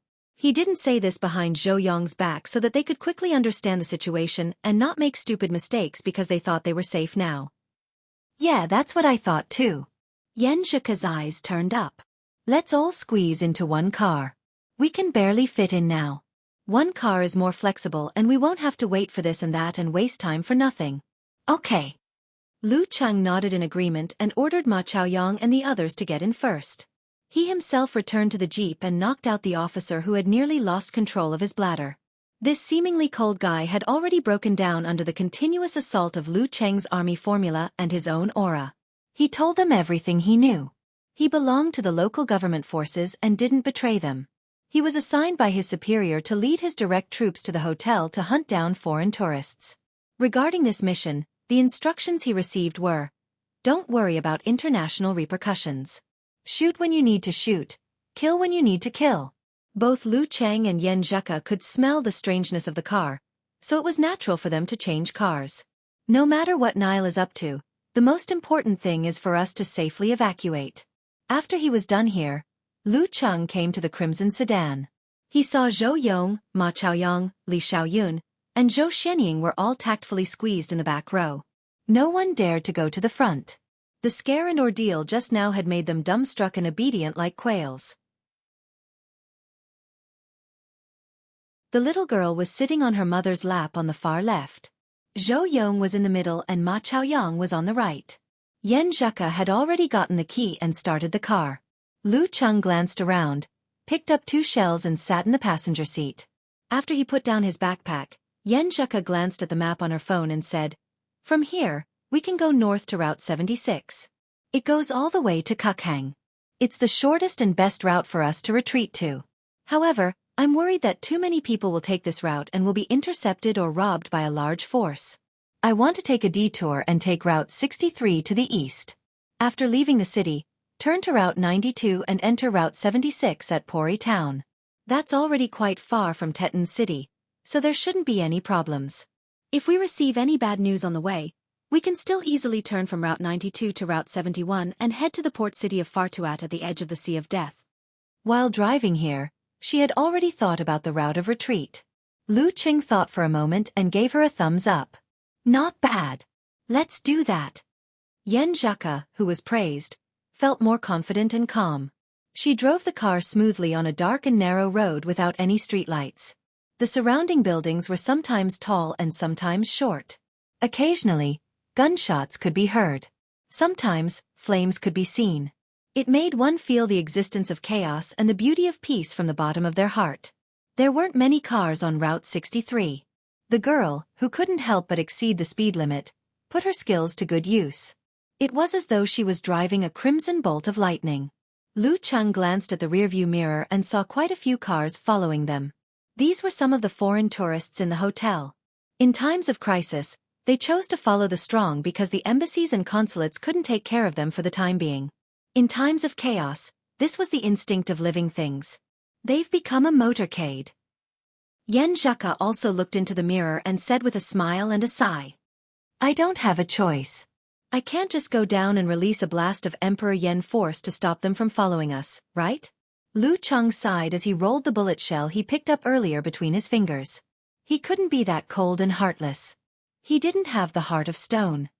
It's nothing. It's only a 3-hour drive to Kukhang. That's a big city. There will be aid from their country there, said the girl calmly as she looked straight at the road. Just as she was about to drive out of Tetons, an obstacle suddenly appeared in front of them. A team of soldiers was setting up checkpoints to check. What should we do? Asked Yen Zheka instinctively. Li Xiaoyun and the rest in the back suddenly tensed up. Lu Cheng said with his usual expression, roll down the window. Don't stop. Charge through. Okay. After Yen Zheka rolled down the windows on both sides, she stepped on the accelerator pedal to the maximum, making the car let out a loud thud. Vroom. The car was like an arrow released from a bow and approached the checkpoint with a whoosh. The group of soldiers panicked at first, then raised their guns. Lu Cheng extended his right hand out of the window and rubbed his index and middle fingers together. The bright yellow bullet shell immediately flew out. It was so fast that it looked like it had just left the barrel of a gun and created dazzling sparks. Bam! The bullet shell penetrated the forehead of a soldier and exploded with a boom. It was as though a cannon had struck this place. Countless bones flew out along with the red light. The rest of the people were screaming in pain. They covered their heads and scurried away like rats, showing the true colors of an unorganized and untrained rebel army. Kacha! The car crashed through the railing and wanted to speed through. An officer calmed himself down and took the opportunity to shoot at the driver's seat. With a casual flick of his left wrist, another shell flew out. This time, it was faster and more urgent than the previous one. Boom! The officer was instantly enveloped in red flames. His badly damaged body scattered around. The crimson car rushed through the checkpoint and drove into the long road of yellow sand, followed by one car after another. The team that had lost their officer retreated back to the base in a sorry state. They saw their superior, Brigadier General Ferrio. This young man with eyes as blue as the ocean and a face full of mature facial hair led the guards. With his hands behind his back, he patrolled the front of the defeated soldiers. Sir General, this is what happened. The adjutant of the defeated team stepped forward and finished his report. Ferrio nodded slightly. He took a few steps without commenting, then turned and walked towards the helicopter not far away. Halfway through the journey, he nonchalantly instructed the guards, "Don't worry. They killed international friends, which is a serious violation of the law of war and trampled on humanity. Execute them all." "Yes, Sir General." The captain of the guards saluted. "No. Spare us." The group of defeated soldiers came to their senses. Screams and sounds of machine gun fire filled the air. Ferrio straightened his back and got on the helicopter. He clenched his fist and said, "Let Tumu fly to Route 71. We will head to Bori Town and wipe out that accident completely." "Yes, sir." The captain of the guards replied loudly. The crimson car sped through the sky. The outline of the town was faintly discernible. "We're almost there," Li Xiaoyun said happily. They would leave the dark city of Tetons after this. A few more minutes. Ma Chaoyang stretched his neck and realized that his phone had some signal again. He quickly refreshed the message. The situation in Dika is out of control. The rebel army is looting and the government army has started to take on the role of bandits. They killed many tourists. A new superhero has appeared. Ma Chaoyang read out the situation from last night. Superhero? Lu Cheng asked in confusion. Isn't that an American trait? Ma Chaoyang explained, it seems that an American tourist was brutally murdered, and this angered a strong man who was traveling in Nile. He took revenge on the government and the rebel army in the form of a superhero. He killed one of their generals, the real generals, Kafir and Matteo. He called himself Dark Knight Bat. General? The real generals? Lu Cheng and Yen Zheka looked at each other, their eyes filled with shock and astonishment. Excluding the promotion of the command system, in Nile, general was synonymous with terror grade and physical invulnerability grade. Judging from Ma Chaoyang's tone, he was obviously referring to the latter. 2 physical invulnerability experts had fallen? In just one night, the coup had led to the fall of 2 physical invulnerability experts? In a one-on-one fight between physical invulnerability experts, it was easy to win, but difficult to kill. Was that Dark Knight Bat a taboo-level superhero? Or was he not the only one? Moreover, why would the 2 parties involved in the coup provoke foreigners for no reason? Why was the situation so out of control? Was military discipline completely disrupted? The development of this matter was getting weirder and more exaggerated. We have to evacuate as soon as possible. Lu Cheng and Yen Zheka understood each other's eyes.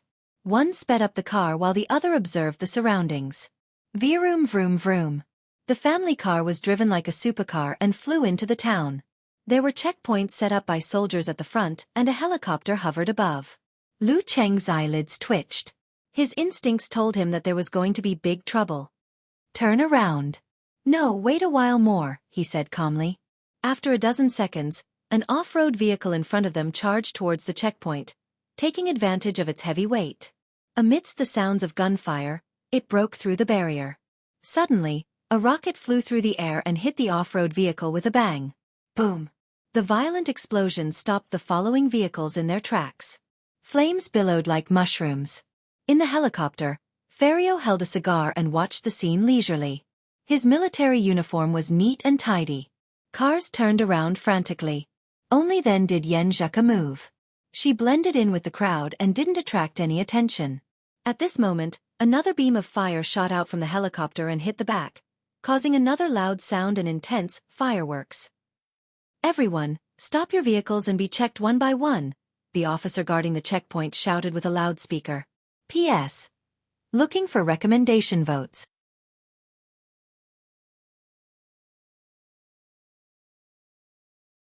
Chapter 596. In the helicopter, Ferrio took a puff of his cigar. He was satisfied to see all the cars stop under the deterrence of the rocket.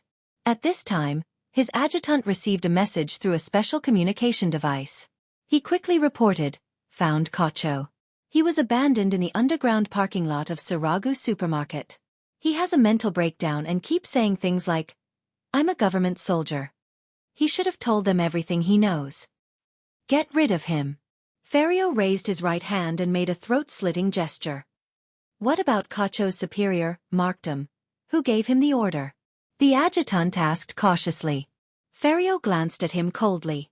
Sing. Yes, General. The adjutant didn't say anything else and quickly made the arrangements. When the call ended, he spoke again, full of doubts. Lu must know that this was done by the government army. Although the signal was intermittent, it was still there. The secret should have been leaked. If we kill him now, not only will we not solve the problem, but we will also be suspected and get into big trouble. Ferrio raised his eyelids slightly and looked around at his trusted subordinates. Didn't I tell you the real goal this time? No. The adjutant shook his head. And replied, There's a saying in our tribe that those who don't know anything live longer. Ferrio looked down and saw that a portion of the soldiers at the checkpoint were methodically searching the cars in the queue. Although they still took the belongings, they were more restrained. They also didn't make things difficult for the men and women who passed the checkpoint, allowing them to drive to Kukhang.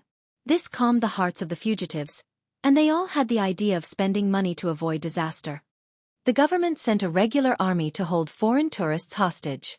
They don't prohibit killing, and they intend to silence them and frame the rebels. This is what Cacho knows and can be inferred, right? Ferrio leisurely put the cigar to his mouth. Yes, so we shouldn't find trouble with Lu anymore. We can just push the blame to Markdom and say that he has secretly defected to the rebels and intends to use this method to slander the government, the adjutant replied after thinking. Then why did I kill Cacho and his soldiers? Wouldn't it be better to keep them alive? Ferrio revealed a faint smile. Think about it. What if the government really intends to frame the rebels? Under this premise, what will you do when something unexpected happens and the secret might be leaked? The adjutant's expression turned solemn. We will kill all the participants and insiders and push the blame to the rebels. This is the most direct and easiest way to think of. However, once there are omissions, such as Lu's existence, Kacho's confession, and the maintenance of communication, things will become troublesome. We can only find a scapegoat internally.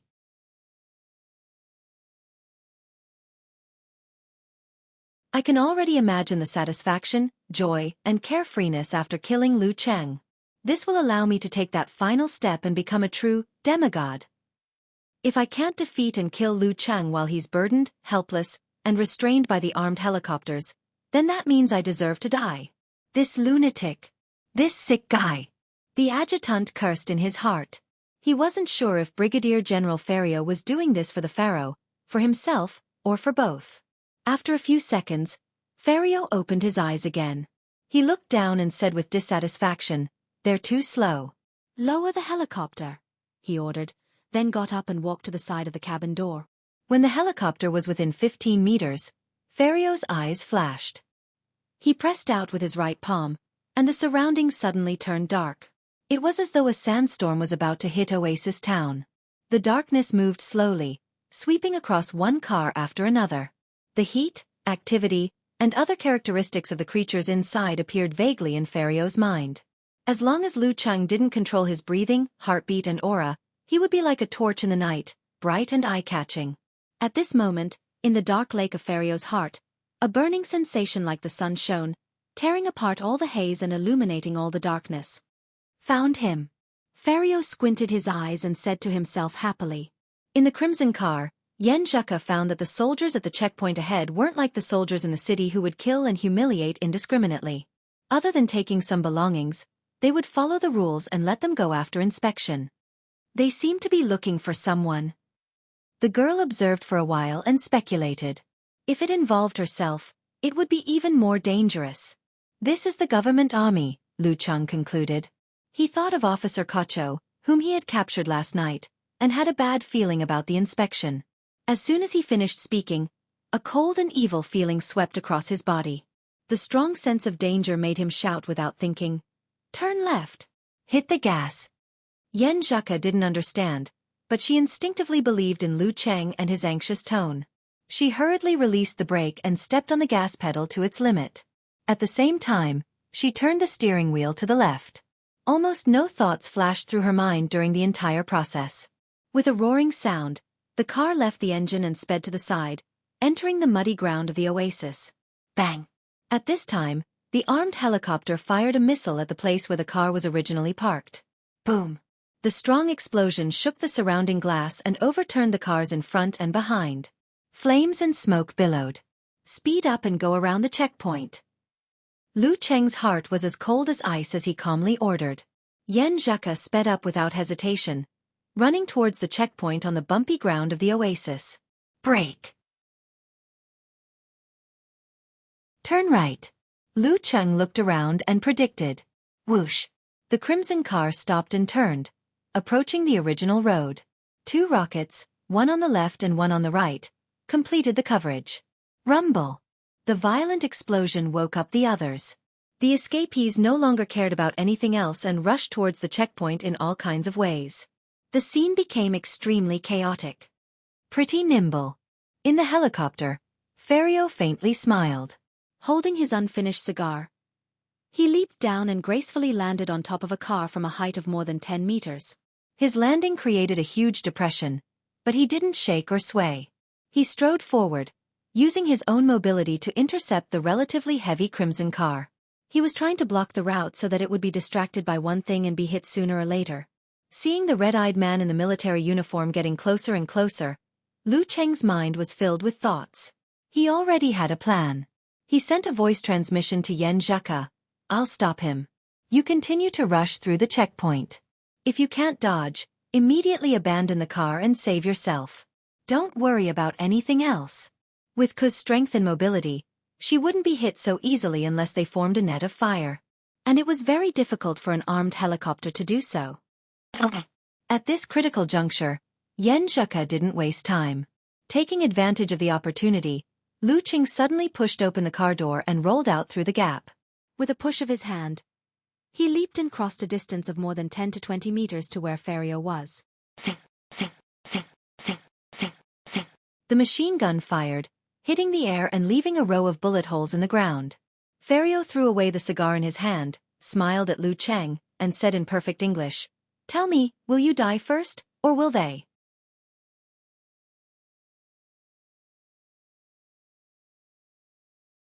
Chapter 597. Lu Cheng had no intention of wasting time with Ferio. Yan Zhika was in danger. To him, every moment was precious. He had to seize every second. The car's speed and mobility couldn't compare to that of an inhuman stage expert. Once faced with such an enemy, there was no way to shake them off or go around them. At such a time, if he was still overcautious and worried about this and that, hesitating to stay in the car, it would be tantamount to sitting and waiting for death. He would be a burden to the people he wanted to protect. Lu Cheng had made full use of this in 2 previous missions. He knew this very well. Therefore, when he saw the man in the red uniform approaching, he made a prompt decision to jump out of the car and meet the enemy. As for whether there were other enemies, it was no longer a consideration. If he couldn't even get past this obstacle, what was the point of thinking about anything else? Of course, Lu Cheng had also thought of a response to the worst-case scenario. He reminded Ferio that if Yan Zhika was attacked by a strong enemy or was in a situation where she couldn't avoid, she should abandon the car and ignore Zhou Yong and the rest. When the time came, he would protect her and do his best to open a bloody path to retreat into the desert. He would use his inhuman speed and ability to cross mountains, to seek hope. Bam! Before Ferio could finish his words, Lu Cheng had already pounced forward. He extended his right leg and stomped on the ground. Strength poured into it, and with a flip of the plow, he kicked up a sky full of dirt. Pieces of gold-like rock shot towards his opponent's body like arrows. Whoosh! Between stomps and flicks, he changed his position like a ghost and suddenly arrived at his opponent's flank. He gathered his chi and blood at his lower abdomen, and the ice and fire rotated, forming a Dan in equilibrium. In that instant, Ferio's face turned ashen, as though he had been dead for a long time. His entire body had turned into a mummified corpse. He raised his left hand to block his eyes, ignoring the other attacks. He allowed the dirt arrows to hit his body, tearing his clothes, splitting his skin, and opening up his muscles. However, all he saw was a grayish-white color, and not a single drop of blood flowed out. Beneath his feet, the moist soil of the oasis dried up in an instant, gathering into lumps and dispersing into sand. The surrounding plants withered one by one, as though their lives had been sucked away. A dim light shone from his feet, and an evil aura enveloped him. Ferio half-turned his body and swung his fists from left to right. They were so heavy that they seemed to be burdened with hundreds of lives. He was wearing a light golden glove, and there were protrusions at the joints, as if they were bone spurs shining with a cold luster. This was the terrifying legacy of Nile's Nether King lineage, the judgment of withering.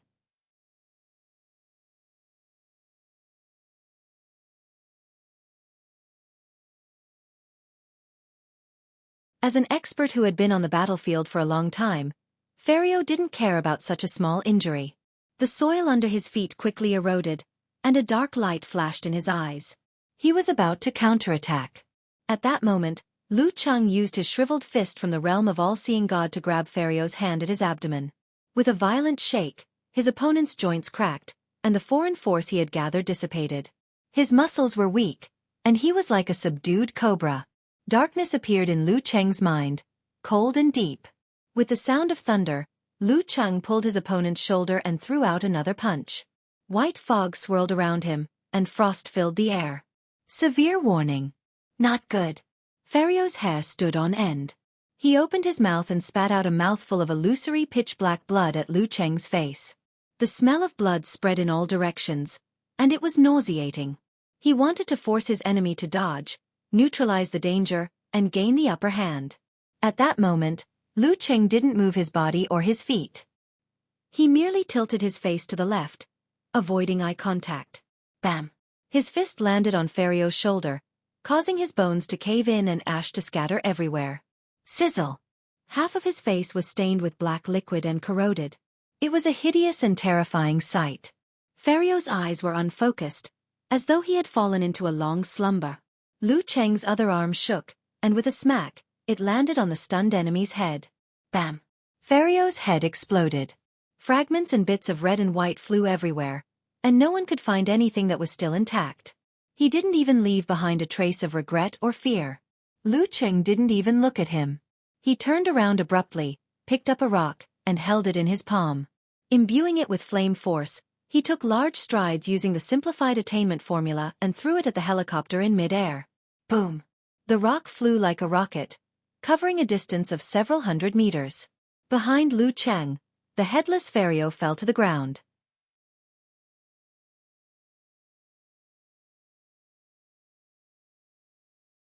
Chapter 598. On the helicopter, Ferrio's adjutant watched the battle unfold while ordering the pilot to lower the altitude to give the Crimson sedan more pressure and a more saturated attack. He wanted to end the battle as soon as possible. Boom! Da-da-da! Missiles exploded and machine guns rained down. The Eagle chased after the prey that had suddenly stopped and turned around. Victory was getting closer and closer. At this moment, Ferrio's adjutant suddenly shouted. His tone was full of panic and fear, as if he had seen something unbelievable. Quick! Dodge! Rise! Immediately after, his voice became sharp as he gave orders in short and hurried words. It was as if he had seen the monster death approaching. The pilot instinctively obeyed. Just as he was about to operate the helicopter, he found that the digital dashboard had become chaotic. He lost control of the helicopter for a moment and stopped in place. No! A beam of white light shot out like a missile. The adjutant's scream of fear and despair was suddenly swallowed up by the violent sound. A red, high-temperature firework bloomed in mid-air. Its tongue spread out and engulfed every corner of the cabin. Boom! The black helicopter exploded for the second time. A bright light leaped out from the fuel tank. A huge burning ball of light illuminated Yen Zheka's vision. It suddenly fell to the ground not far from the left side of the sedan. Fragments scattered everywhere as it completely disintegrated. This made the girl, who had used her supernatural ability to interfere with the operation of the helicopter's precision instruments, open her mouth in shock. Her neat white teeth were half open, and her delicate tongue was faintly discernible. After she regained her rationality and grasped the idea, she had been waiting for an opportunity. Waiting for the Black Eagle to lower its altitude again and enter the range of her supernatural ability. Running away without counterattacking would cause problems sooner or later. Zhou Xianying also saw this scene through the window. She felt like she was watching a war movie in a movie theater. Ma Chaoyang, Zhou Yong, and the rest immediately looked over. They were shocked and forgot to rejoice. Yen Zheka's mind was shaken. She didn't make a mistake in her imagination. Instinctively, she turned the steering wheel and stepped on the accelerator. Once again, they were far away from the checkpoint and avoided the soldiers' gunfire. Suddenly, she felt the undulation of the vehicle and the shaking of the earth. It seemed like there was a herd of wild elephants chasing after them. The small army diagonally in front of them, which had been attacking in a disciplined manner, scattered and fled in panic. There was a limit to a person's courage. There were very few troops that could not break down in a crisis. Thump, thump. Clear and deafening footsteps sounded. Lu Cheng in his martial arts suit appeared on the right side of the car. He slowed down, opened the door, and sat in the car again. "Are you all right?" Yen Zheka blurted out. "It's just a small wound."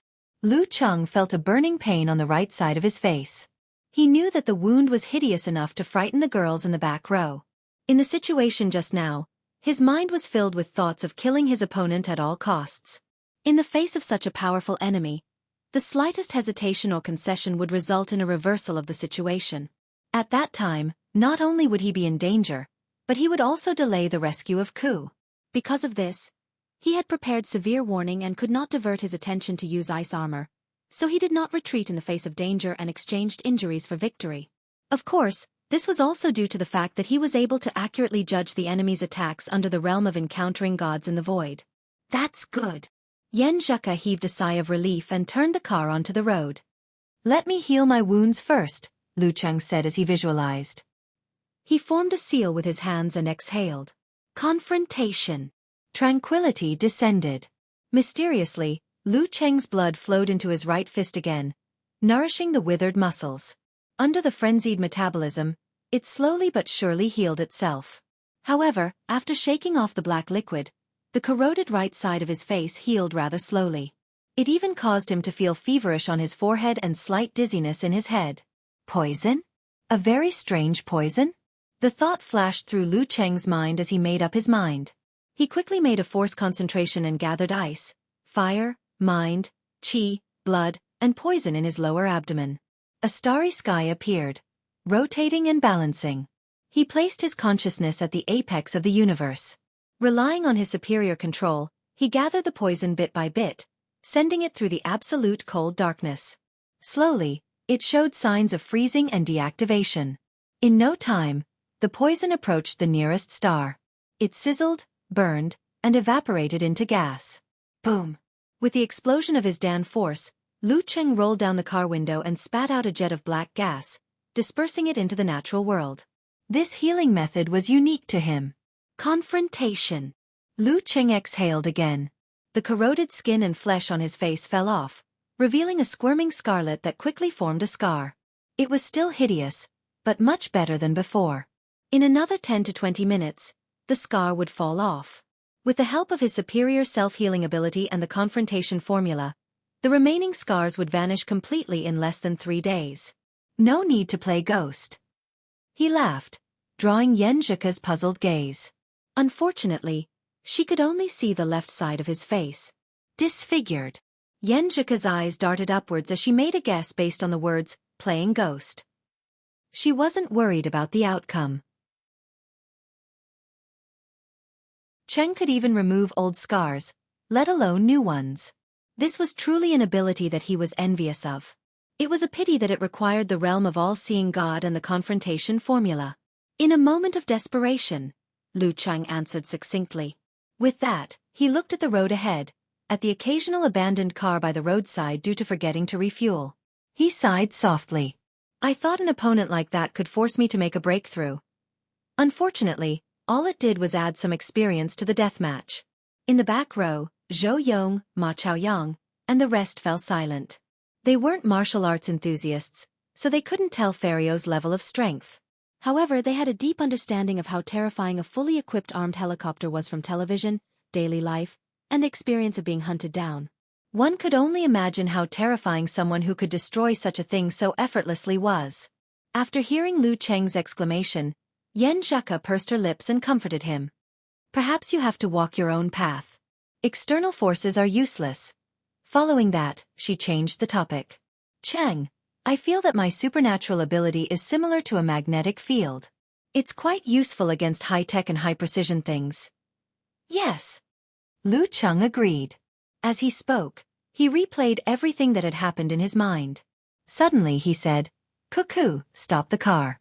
What's wrong? Yen Zhika stepped on the pedals slowly and brought the car to a steady stop. And Mighty One close to physical invulnerability attacked us out of the blue. This is very strange. I'm afraid there will be more trouble in the future. Lu Cheng couldn't understand why someone would come after him when he had already reported the situation to the military. Was it a misunderstanding, a chance encounter, or something else? To prevent the worst from happening, he made a prompt decision. He turned to Ma Chaoyang, Zhou Yong, and the rest and said, My girlfriend and I seem to have become targets. You guys will be in more danger if you follow us. Why don't we split up now? You guys switch to another car and drive to Kukang. Now that there are refugees everywhere, you won't stand out if you blend in with them. When you get there, you won't enter the city, but you'll pass through the checkpoints. Follow the route I'll give you later. What about you guys? Zhou Yong and Ma Chaoyang asked in unison. We'll walk in the wilderness and over the mountains. This way, we'll be more mobile and less likely to be discovered. Lu Cheng only described the method and didn't mention the actual destination. Thinking of the running ability they had shown, Li Xiaoyun and the rest fell silent. Then they recalled the terrifying rocket attack and felt that it might be better to split up. Hence, they nodded and thanked him. Lu Cheng immediately asked his wife to turn the car around and drive back to Bori town. He found a car that had lost its owner and had a key. Using Yen Zhika's supernatural ability, he extracted gasoline from the abandoned car and poured it into the car. When he tossed the key to Zhou Yong, he picked up a few weapons for them. He also asked a girl who was trained in shooting and hunting to teach them how to use them. Thank you, thank you. See you back in China. Ma Chaoyang and the rest waved goodbye and drove along the road to Kukang. Where are we going? Yen Zheka glanced around and asked sharply. Walking in the wilderness was a given, but where exactly? To Fatuat. When we get to Kukang, we still have to go to Dika before we can leave. I'm afraid of accidents. Fatuat is a little far and not suitable for Zhou Yong and the rest, but for us if we take a straight line, it won't be too bad. Once we get there will be boats to help us evacuate, Lu Cheng explained. Okay. Yen Zheka looked up and nodded. Then she added, my supernatural ability can also determine the direction like a compass, so I'm not afraid of getting lost. Since they were going to walk in the wilderness, the two gave up a portion of their luggage, leaving only the girls' shoulders to pack the most important items. After everything was done, Lu Qing notified the military while there was still signal. He carried Yen Zheka on his back and strode out of the oasis, moving faster than a speeding car. Along the way, he took care to hide his tracks. Kukang. Inside the military base. General Sotha, whose hair was wrapped up, received a report from Teton City. It said that Brigadier General Furio had failed to attack an Eastern Mighty One and was killed instead. Eastern Mighty One? Huan Nation? Furio? Sotha narrowed his eyes as if he had understood something. He clenched his fist and growled, Pharaoh! After a few seconds, he called Zayed and asked him to gather the Brotherhood leaders in the military and put Kukang under martial law. Lu Cheng carried Yen Zheka on his back. He ran and rested, sometimes in a straight line, sometimes in a roundabout way, sometimes in a dash, sometimes in hiding. After 5 hours, they finally smelled the damp seawater and saw the beautiful city in the distance. Fartuat. Throughout the whole process, the girl didn't speak much and didn't ask to move alone. She only stayed alert when Lu Cheng rested and gave him water when he was thirsty so that he wouldn't waste his ice force. Every time she thought of hiding in the shadows of the sand dunes, watching out for each other, their bodies pressed against each other, she felt that there was no need for words. Their hearts were connected. Phew, we're almost liberated.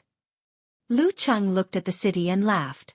Yen Zheka pursed her lips, revealing her dimples. It wasn't easy. After sighing, she tilted her head slightly and smiled sweetly. Cheng, I have good news for you. What? Lu Cheng asked in confusion. Ko has been on my back all this time and there was no signal. What good news could there be? After today's training, I feel like I can complete force concentration now. Yen Zheka raised her chin and announced proudly and expectantly. This would help Cheng perfect his martial arts and find the path to physical invulnerability. This was something he had been waiting for a long time. P.S. Allergic dermatitis, patches of it on your body. Sigh.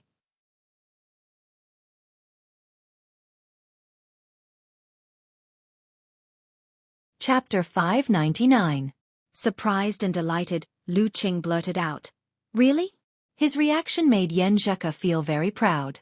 She slightly tilted her head and snorted with her eyes twinkling. You still don't believe me? That's because I thought you would need at least 6 or 7 more days of training. Lu Cheng didn't hide his surprise and delight. Heh, you underestimate me. Yen Zheka chuckled and then said thoughtfully, when I'm on the brink of death, my body and soul seem to be connected and become one. However, I still prefer a stable and peaceful life. Me too. We're not afraid of accidents, but we don't want to encounter them either. Lu Cheng chimed in. Yen Zheka hid in the shadow of a sand dune. She looked at the scorching sun hanging high in the sky and said eagerly, Shall I show you now or wait until we're in the city? Let's do it now, Lu Cheng replied after some thought. Due to the interruption of communication, he didn't know much about the situation in the port city of Fartuat. He needed to rest and recover his strength to deal with any accidents. Since that was the case, he might as well take the opportunity to experience the changes in Yen Zheka's first dan of equilibrium and find the key to merging martial arts and cultivation. There might be surprises. Okay. Yen Zheka nodded solemnly. She drank the last mouthful of water and tossed the bottle aside. She got into her stance and visualized the confrontation formula. She reined in her body and mind and adjusted her spirit. Immediately after, Yen Zheka retracted her chi, blood, body force, and earth force, condensing them into a ball that spun wildly. Her willpower was like a millstone, constantly squeezing this small ball and shrinking it rapidly until it reached a certain limit. At this moment, she guided her spirit and caused the big Dan to collapse and form a balance. The earth force was the star, and the chi force was the darkness. Lu Cheng, who had already formed the ice mirror and placed his palm on Yen Zhika's shoulder, suddenly felt that the big Dan of the human body at equilibrium was guiding the vibrations in her head. It created a miraculous and temporary resonance with the surroundings and the blue sky above. Resonance! A bolt of lightning flashed through the fog in Lu Cheng's mind, illuminating all the darkness and fuzziness. He found the commonality between the different cultivation methods and understood the point of blending cultivation and martial arts. Yes, resonance. The resonance between the human body and nature. Just like in the ordinary dance stage, the effect of force depended on the special waves produced by the body to create different effects. Physical invulnerability meant that one's body, mind, and spirit were integrated as one, resonating with the outside world and heaven and earth, creating a direct connection. Regardless of whether it was the prayer asceticism of the mission sect, the mass ceremony, or the depraved actions of the spirit cultivators that broke the fixed pattern, they were all for the sake of removing the shackles of the soul, guiding the changes in the spirit, and triggering a special frequency that would gradually strengthen and obtain feedback. Their purpose was to establish a connection with the heavenly master, the devil, and their own spirit, and to establish a channel. Judging from Ku's progress just now, this kind of resonance was not only related to the formation of the Dan in equilibrium, but also involved the ethereal and indescribable spirit. It also involved the brain that produced this kind of wave. Even though modern technology was advanced, they still couldn't figure out 10 to 20% of the mystery of the brain. Back then, he also had a similar experience, but at that time, he was muddle-headed and didn't understand, so it didn't leave a deep impression on him. Lu Cheng withdrew his right hand. He had a new understanding of the differences and similarities between cultivation and martial arts at this stage. The reason why cultivators could naturally connect to heaven and earth once they formed the Jin Dan was because their Jin Dan was a substantial product of highly condensed essence, qi, spirit, and will. It was in equilibrium as heaven and earth, corresponding to a certain prototype and resonating. Moreover, their spirit was completely integrated into it, so they could very easily and smoothly guide the changes in the special positions of the brain. Martial artists controlled the spirit with their will, and through visualization, they changed, polished, and improved it. It guided the movement of the organs and muscles, going deep into the details, causing the genes to mutate. Through force concentration, all these processes gradually formed a whole. When the root pulp and spirit resonated with the outside world and reached a certain level, the barrier would be broken and the connection would be formed. It seems that at this stage, when I reached the Dan in equilibrium, I could actually resonate with heaven and earth, which was a pseudo-physical invulnerability. However, this state wouldn't last long. Once it was dissolved, I would immediately fall back to the inhuman level. Lu Cheng looked at Yen Zhika, who had opened her eyes and praised sincerely, "You're now a Dan stage expert, and the kind with supernatural abilities." Yen Zhika seemed to have washed away the dullness of passing through the sand and became radiant again. Her eyebrows curved, and her dimples deepened. "How about you? Did you comprehend anything?" "More or less." Lu Cheng pretended to be calm and answered. He already had an idea of what to do next. He also understood why he couldn't make the great leap when he disintegrated the Jin Dan. Simply put, it was uncoordinated. The root pulp of the spirit was not in harmony with the actual state. He had reached the Dan in equilibrium, resonating with the outside world with the cosmic universe. When he usually visualized, he cultivated Emperor Yen and Ice Spirit. The two intertwined, each had their own force, and they mutated separately. In the end, he had to rely on the rotation of force concentration to forcefully form a whole, which was why they were separated. The most important thing now was to change the visualization diagram, fusing ice and fire into one from the source, and then guiding the spirit and root pulp to truly transform them into the cosmic universe. As for how to change the visualization diagram, of course, it was based on the heaven and earth of the Dan during force concentration. And when he reached the Dan in equilibrium, he could also adjust according to the resonance with the outside world, making the cosmic universe more complete and compatible. "You've thought it through?" Yen Zhika's eyes lit up with surprise and asked instinctively. "Does this mean Cheng is about to make the great leap?" "Yes." "Next, we can think of various ways to try to break through to the physical invulnerability stage. Lu Cheng suddenly gave her a thumbs up and smiled. Indeed, I still have to rely on you, Coach Yen. Of course, the girl pursed her lips and raised her head happily and proudly. I'm the pillar of our family. Lu Cheng calmed down and thought carefully for a while. He had a clear understanding of the conditions for a martial artist to reach the physical invulnerability stage. First, the strength of the body had to reach a certain standard due to the mutation of the root pulp and the cultivation of the body. Connecting with the heaven and earth was like walking in the universe, full of danger. How could one do it without a qualified protective suit? Second, the spirit and root pulp had to resonate with the outside world, and the intensity was not low. This was the basic condition for a breakthrough. Third, the realm of all-seeing God, or super-strong innate talent. Without these, one would not be able to control the minute details of the body and establish a connection with the outside world. And with it, the second condition could be twice the result with half the effort, 3 times, 4 times, 5 times. Fourth, a strong willpower. This was the key to breaking through the final barrier. It was like a ship that was ready, but to cross the river, one still needed a helmsman. Lu Cheng's supernatural ability had awakened for the 3rd time. His physical strength had long surpassed the standard, and he already had the 3rd condition. Now, he only needed to change the visualization, adjust the minute details, and achieve resonance. When that time came, everything would be ready, except for the east wind. These conditions, other than all-seeing God, were all part of the grinding process.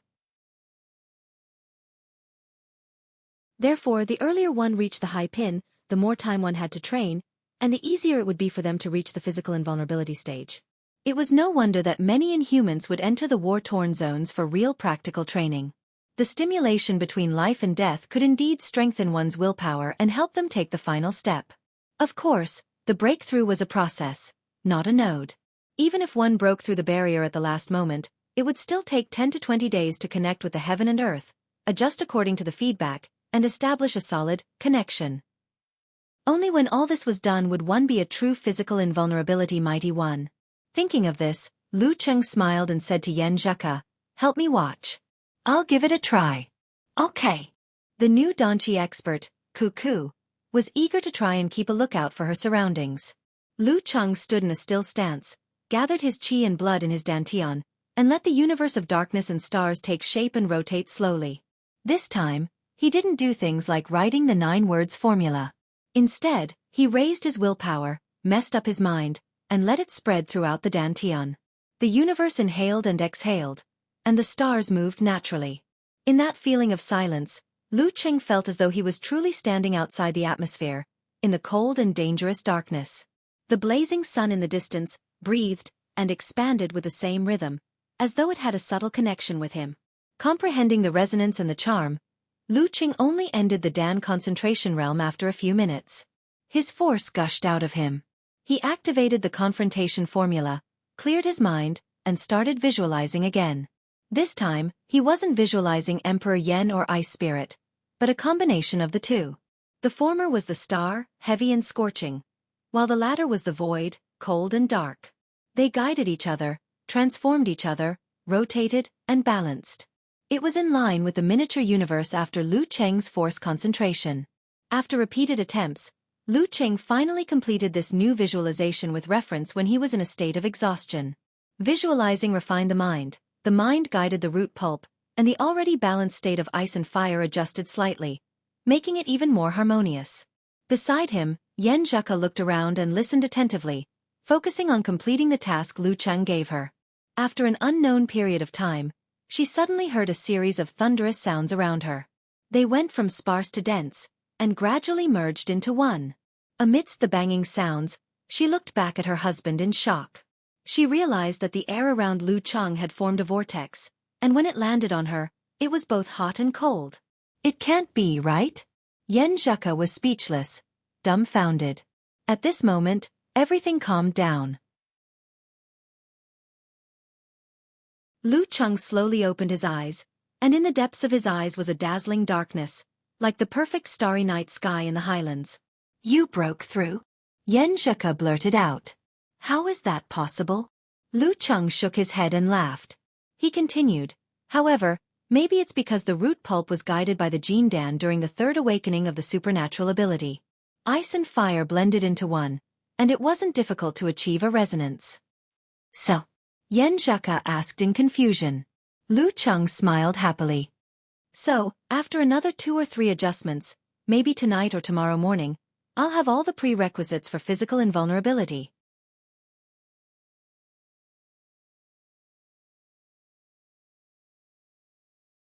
Chapter 600. I see. Hearing Lu Cheng's announcement, Yan Zheka was both excited and excited. Then she looked up and asked thoughtfully, Then, are we going to seek breakthroughs with the help of life-and-death battles? Before Lu Cheng could answer, he turned his ear and pulled her to the most hidden spot of the sand dune. 20 seconds later, a few figures flitted past, stirring up a gust of sand as they headed for the port city of Fartuat. They're pretty strong, Yan Zheka whispered as she looked over. There are 3 dance stage experts. They don't look like Nile people. They're probably refugees here on holiday.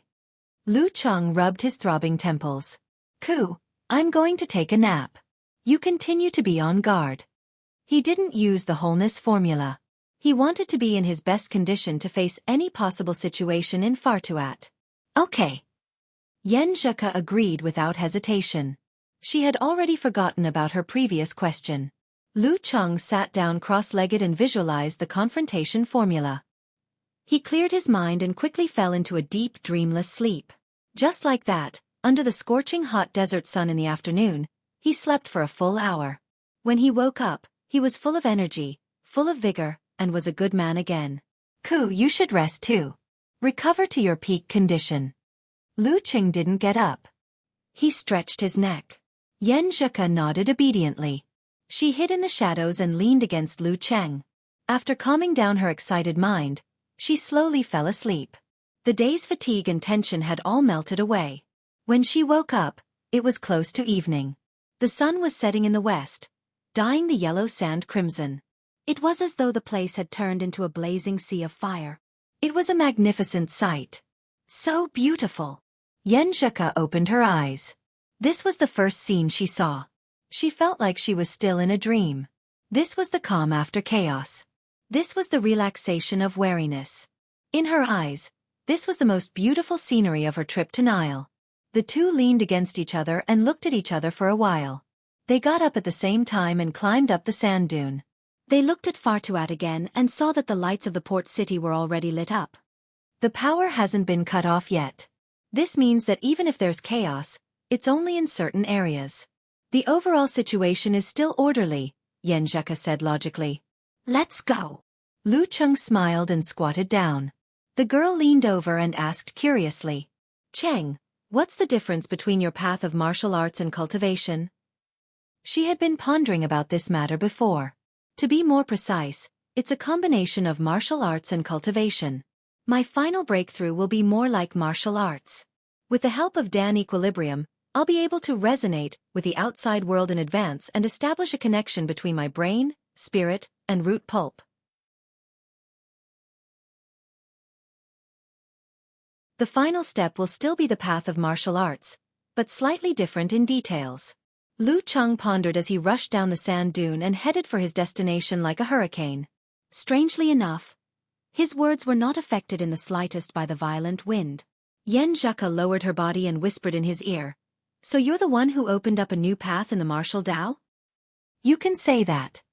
Lu Cheng hesitated but decided not to be modest. Opening up your own path and expanding your martial arts, our Cheng is now a true grandmaster. Yan Zheka's eyes sparkled as she praised him proudly. Let's wait until I've truly reached the physical invulnerability stage before saying that. Lu Cheng shook his head and laughed. He changed the topic thoughtfully. Speaking of which, the breakthrough to physical invulnerability involves the brain. Does that mean I have to master this aspect completely before I can advance to the forbidden territory? Perhaps. Yan Zheka didn't know much about this. She sighed. Since it involves the brain, it's no wonder there's a saying that if you don't reach physical invulnerability by the age of 30, you'll never be able to reach it. A martial artist who can break through this limitation must have a strong and determined heart. Before reaching the forbidden territory, due to the complexity of the brain, even if an adult in his 30s looked energetic and was still growing, and his body showed signs of continuing to grow stronger, his plasticity in all aspects would begin to decrease. The changes to the essence of the mind from cultivation would gradually become negligible. If he couldn't resonate with the outside world now, it would be almost impossible for him to do so in the future. Yeah. Lu Cheng sighed when he thought of his brother-in-law, Little Ming, and the people who were struggling to advance on this path. The couple didn't chat further. They ran past a few sand dunes and stepped onto the road, nearing Fartuat. 10 minutes later, Lu Cheng carried Yen Zheka on his back and entered the port city by taking the wrong route. They circled around the chaotic areas where gunshots rang out. After a few moments of searching, they finally found the heavily guarded Chinese consulate in Fartuat before nightfall. The consulate was filled with people from both the local and nearby cities. They had escaped to this place. Some of them had laid down something and were sleeping on the floor. Some of them were holding cell phones with intermittent signal, bored and waiting anxiously. "You're finally here. I thought something bad had happened." Consul Mao Xiaobing greeted them. He held Lu Cheng's right hand with both hands and shook it vigorously. He wasn't in a suit but was instead in casual wear. His sneakers were stained, and his usually neat slicked-back hair was disheveled. It was obvious that he was too busy to care about his image. "I didn't dare to stay in a state of exhaustion for too long. I was afraid of encountering unexpected situations, so I rested whenever I had the chance. That's why we're so late," explained Lu Cheng. Mao Xiaobing led them to the interior of the building and said as they walked. He said, "Everything's been arranged. The first batch of ships will arrive tomorrow morning from the other side of the Sea of Death. They'll help you evacuate to Acropolis and take a flight back to China." "Okay," answered Lu Cheng and Yen Zheka in unison. Yen Zheka's eyes darted around. Embarrassed, she requested, "Mr. Consul, is the landline still working? Is there a satellite phone? I want to let my family know that I'm safe." "Yes. I'll take you there. Elder Ji and Elder Shi have called a few times already," said Mao Xiaobing as he led the couple into an office and pointed at a desk. "Oh right, Ma Chaoyang and the rest who were with you previously have also arrived at Kukang and met up with the main force. I heard about it when I contacted them earlier," added Mao Xiaobing. That's good. Yen Zheka heaved a sigh of relief. She picked up the phone and dialed home. "Hello." Ji Mingyu's solemn and tense voice came from the other end of the line. "Mom, I'm at Fartuat." "I'm at the consulate," said Yen Zheka hurriedly. "Phew." Ji Mingyu heaved a long sigh of relief. Concerned, she asked, "Are you okay?" "I'm fine. I'm already a Dan stage mighty one." Yen Zheka couldn't help but boast. Ji Mingyu couldn't help but laugh. She spat and said, "Are you mocking your mom's martial arts realm? All right, thank Lu for me." "What are you thanking him for?" "There's no need for thanks between us," said Yen Zheka in a hushed voice as she glanced at Mao Xiaobing, who had left the room. Lu Cheng nodded with a smile. "You're you and I'm me. As a mother, can't I thank him for protecting my daughter?"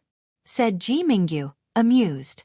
After chatting for a while and talking to Yen Kai, Yen Zheka hung up the phone. She turned to Lu Cheng and said, "It's your turn." "Okay." Lu Cheng first informed his family that he was safe and told them that the tourists here weren't affected. Then, he called Geezer Shi. "Heh, I knew you were fine. Nile is in a mess. Who would target you for no reason?" said Shi Jiangwo proudly. At the end of his sentence, he said in a serious tone, "Brat, I have something for you to do." "What is it?" Lu Cheng was surprised. "Go to Kukang or Dika and help me find a man named Cirrus. He helped me before and can be considered as my savior. Now that he's in a mess, he's asking me for help through the embassy. Help me find him and evacuate with his family. I'll get the military to give you the specific information. How about it? Do you have the guts?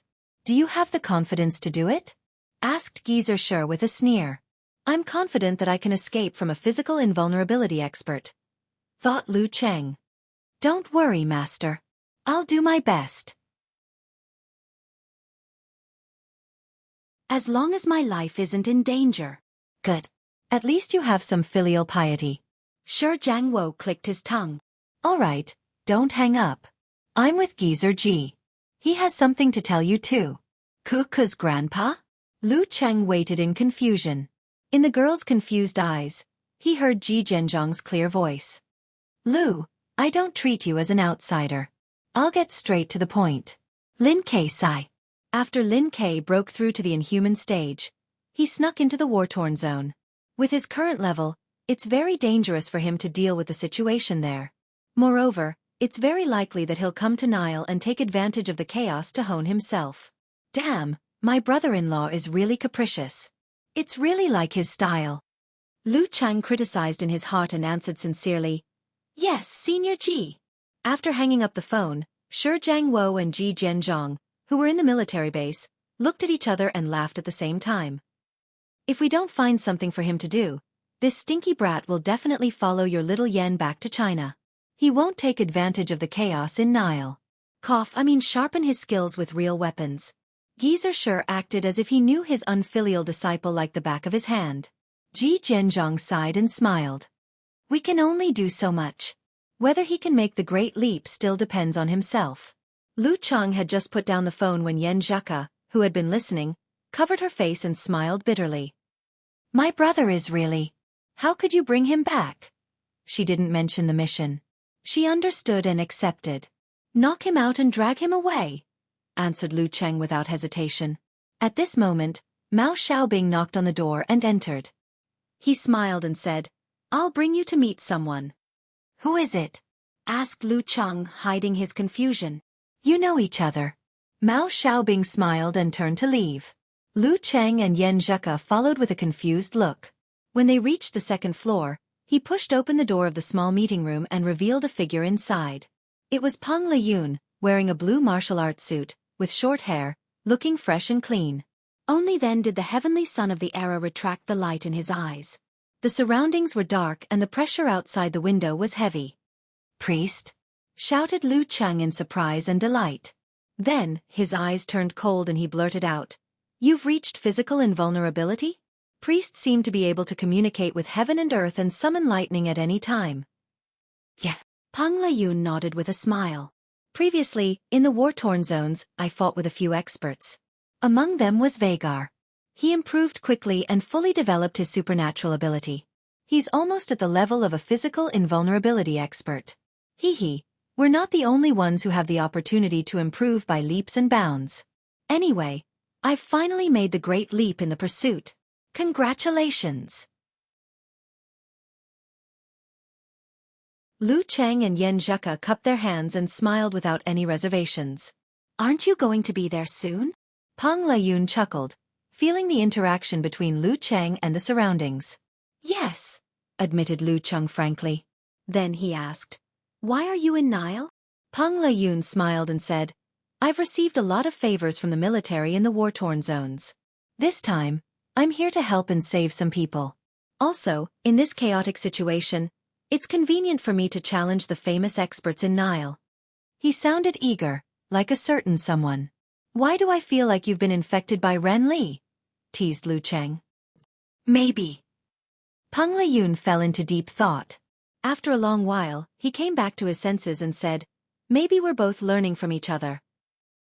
He suggested with great interest. Second, you're about to break through and need the stimulation of a battle of life and death. Why don't we do it together? No need. I have a sect mission, replied Lu Cheng with a smile. All right, I'll wait for Ranli here. We agreed to meet at the Fartuat consulate. She's almost a day late. She's also about to break through, explained Peng Liyun. I don't think you can wait. Maybe she's already headed straight for the North Pole. Lu Cheng was shocked that Ranli could still get lost in the war-torn zones. After chatting for a while, the couple bade farewell and left. Under Mao Xiaobing's arrangement, they had a small room to rest in. Lu Cheng took advantage of his good condition to visualize the cosmic map again, adjusting his spirit and root pulp. This time, he practiced until the wee hours of the morning. After sleeping for 2 hours, he woke up again and continued practicing. At dawn, Yen Zheka, who had slept in her clothes, opened her eyes. She saw Lu Cheng practicing the routine in the small space. He looked relaxed, natural, and energetic. You're done? Asked Yen Zheka happily. Yeah. Lu Cheng stopped and nodded. He smiled and said, Ku, didn't you ask me yesterday if I'm going to use the training of a battle of life and death to seek a breakthrough? I forgot to answer. I'll tell you the answer now. Yen Zheka's brain couldn't wrap around it. Lu Cheng said slowly. I really have to thank Gugu. The experience of a battle of life and death with him allowed me to clearly understand what I'm worried about and what I'm reluctant to leave behind at the final juncture. During that painful and torturous trough, the blows of having my hopes dashed time and time again cleared my mind.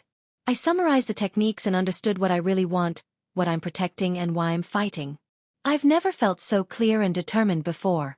With this, I took that courageous step and obtained a new life. Since you've already taken that step, why do you still seek the stimulation of a battle of life and death? He paused for a moment and said calmly, That dragon gate, I'll open it myself. Yen Zheka was stunned at first, but then she was overjoyed. She saw a light gather in Lu Cheng's eyes. A light seemed to be blooming between his eyebrows, and the air around them began to swirl wildly. In another room a few meters away, Peng Liyun, who was stretching his muscles, suddenly stopped. He opened the window with a heart full of doubt. He saw that in the scorching summer, in the country of the desert, a cold wind was blowing, and there was frost condensing. His heart skipped a beat. He looked at the place where Lu Cheng and Yen Zheka were temporarily staying. Jumping the dragon gate without a battle? P.S.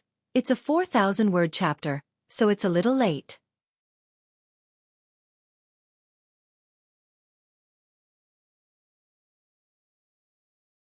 Chapter 601. The invisible barrier was tough and sturdy. It was both an instinctive protection of the body and a shackle formed by past knowledge. Without a strong will and clear grasp, there was no way to break it. However, with a single thought from Lu Cheng, it had already collapsed. It was torn to pieces by the resonance of his surging spirit and all his root pulps. At this moment, Lu Cheng was like a newborn baby exposed to the scorching sun and exposed to the bone-piercing cold. Every part of his body became fragile and felt unbearable. He was on the verge of collapsing. However, his body that had been tempered and polished was only slightly damaged. It healed quickly and successfully passed the adaptation period. Thump, thump, thump. Lu Cheng felt his pituitary gland, ethereal spirit, and root pulps beating at the same time. They contracted and expanded according to their usual visualization characteristics. The rhythm was shocking. Thump, thump, thump. The void around him vibrated as if echoing his words. At that moment, in Lu Cheng's senses, the world around him had already changed. The starry sky seemed to be pulled in front of him. Darkness enveloped everything. Only the bright and scorching sun embellished the curtain and warmed the small area that belonged to him. This was both an illusion and the reflection of the universe on the planet. It surfaced due to the resonance. Thump, thump, thump, thump. Lu Cheng's pervasive spirit and every root pulps turned into an independent, balanced, and rotating universe. They were in line with the illusion and slowly established a subtle connection. All the pores on his body opened up and he began to breathe. When he breathed in, wind and air surged. When he breathed out, cold and hot intertwined. Often, there was a shadow mixed with a faint flame. Yen Zheka stood at the side and watched this scene in a daze. It was like watching fireflies dance in the dark when she was young. However, the touch on her skin was sometimes cold and sometimes hot. The interior of the room turned dark. White frost condensed and snowflakes drifted. Against their backdrop, little bits of light melted the surroundings and existed in harmony and balance. So beautiful! This is the external connection between heaven and earth. Yen Zheka murmured in a daze. She controlled her muscles to vibrate slightly and bounce off the small things that landed on her skin. In the consulate, the people sleeping in the lobby and corridors suddenly shivered as they felt the arrival of the north wind. They opened their eyes blankly and saw white snow falling, highlighting their most beautiful appearance. You must be dreaming. People whispered to themselves. In reality, it should be August. It should be an oasis surrounded by deserts. It's true, it's true. Someone reached out and caught a snowflake, feeling the cold wetness. At this moment, rays of light soared up, as if countless clones of the noon sun had split out, illuminating the early morning consulate, bringing warmth to many creatures shivering in the cold wind.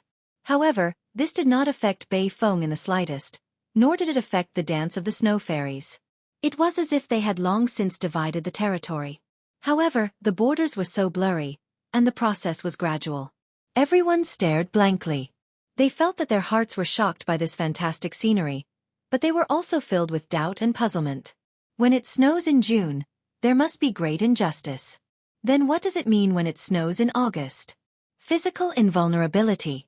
A fight between physical invulnerability experts, exclaimed the man, who had been watching top-class professional matches all year round, in shock. It was difficult for a fight of this level to not affect the surroundings. Who knew when the consulate building would collapse? Yes, physical invulnerability experts. Many people came to their senses and agreed. They wanted to run out but were afraid of being caught in the crossfire. Just as fear was spreading rapidly, the light dimmed, and the north wind weakened. Everything disappeared quickly, and the environment reverted back to 6 in the morning. Dawn broke, and darkness fell. Pang Layun stood by the window in a daze. His thoughts drifted to who knows where. After a long time, his eyes rekindled and he sighed. His previous encounters and circumstances have become his valuable assets. Misfortune may be a blessing in disguise. Lu Qing slowly opened his eyes. All the illusions had faded, and he saw that the room was small, with only one bed and one chair. He saw the beautiful girl looking at him with her bright eyes. This was reality. How was it? Asked Yen Zheka expectantly, holding back her joy. Not bad. Lu Cheng held himself back and smiled. The dragon gate had been leaped. All that was left was the process. At 9 in the morning, at Fartuat port, ships approached one after another, covering the sea. They all waved the Chinese flag, which was greeted with cheers. Lu Cheng bade farewell to Pang Layun and accompanied Yen Zheka on the departing passenger ship. 2 hours later, they arrived at the ancient Acropolis. Xu Shen's study had already arranged a flight for the girl back home. It was a military flight. At the entrance of the airport, the couple stuck together for a while. Yen Zheka pursed her lips and smiled. She waved her hand and said, "Go on. I'll be more assured if you complete the mission now. I always do my best without harming myself." Lu Cheng smiled as he watched his wife leave. He took out his phone and called his master. "Hey, brat. Did you send Yen Zheka to a safe place?" asked Geezer Shi leisurely. "I sent her to the airport in Acropolis. Her flight is coming soon." Lu Qing answered honestly. He then said, "Master, I have something to report to you." "What is it?" "Don't tell me you don't want to go to Nile?" asked Shi Jiangwo calmly. Lu Cheng cleared his throat and said, "Master, I've made the great leap." "What?" Geezer Shi picked his ear and coughed violently. After a long time he said, "You've become a physical invulnerability expert?" "Not yet. I'm still at the stage of stabilizing the connection. I'm not considered a complete physical invulnerability expert yet." Lu Qing answered honestly and explained the whole story. "After Ka reached Dan equilibrium, I realized where my problem was. I found the inconsistency that prevented me from making a breakthrough before. Specifically, after the adjustment of the new visualization diagram, I met all the conditions, so I tried to make a breakthrough on my own." He didn't hide anything and told her the whole story, down to the details. Tried to break through on his own. Geezer Shi listened in silence. At the end he laughed dryly and said, "Not bad. Not bad." Speaking up to this point he added, as if emphasizing, "You didn't let me down." Lu Cheng smiled happily. He didn't say anything else and asked about the matter at hand. "Master, have you handed the information on Cirrus to the military? Is it okay if I contact them using the original method?" "Yes." "No," answered Geezer Shi blankly. "That's good. I'll look for them right away." Lu Cheng hung up. Beep beep beep. Hearing the remaining sound, Geezer Shi was stunned for a full 5 seconds. He then drank a mouthful of wine and said, "You broke through just like that?" With his hands behind his back, he paced back and forth and fell into a dilemma. "I have to tell Geezer G. Forget it. How do I tell him? I don't even know where to put my old face. That rascal. Geezer G will find out sooner or later. I won't tell him." After contacting the military and receiving the information, Lu Qing flipped through it seriously and got a general idea of the situation. Cirrus was a Nile mighty one in his 40s or 50s. He hadn't reached demigod and usually lived in Dika. On the night of the chaos, he took the initiative to contact the Chinese embassy and provided many secrets. With his strength, it wouldn't be a problem for him to evacuate from Nile if he wasn't targeted by experts. His core request was for follow-up protection. After some discussion, the military agreed. After that, Cyrus went to Kukhang in the middle of the night. He wanted to bring his son and family who were living there with him. However, he didn't return and couldn't be contacted. Looks like I have to go to Kukhang first. Lu Cheng sat in the room of the passenger ship headed for Fartuat. He closed his eyes and communicated with the heavens and earth, stabilizing the connection bit by bit. Around him, the sun was dim and the shadows were as dark as night. Occasionally, there would be bright flashes. In a building in Kukhang, Constantine, dressed in a black tuxedo, looked in the direction of the military base. He raised a glass of blood-red wine and said, "Sotha has already sensed that something is amiss. The security is tight." As he spoke, his dark red cape fluttered lightly as if it had a life of its own. To Constantine's left, a mummy wrapped in bandages with only a beard on his head answered calmly, "We will have help." Constantine took a sip of wine and said thoughtfully, "Wouldn't it be too obvious if the Brotherhood's leaders, the Pharaoh's opponents, died one by one? Those who died seemed to be loyal to the Pharaoh." The mummy gave him a look that said, "You don't have to worry." "All right. Anyway, I have to drink a mouthful of Sothra's blood," said Constantine with a nonchalant smile. The mummy waited for help and said casually, "From the information we received from the intelligence agency, Peng, one of the Chinese heavenly sons of the era, has become a demigod." So fast. Constantine was stunned at first. Then, he chuckled with intoxicated eyes. A terrifying heavenly son of the era. His blood must be delicious and worth tasting. You're tuning in to the Xiaofan's Wuxia Tales YouTube channel. Don't forget to subscribe and join us on this journey to catch the most captivating stories.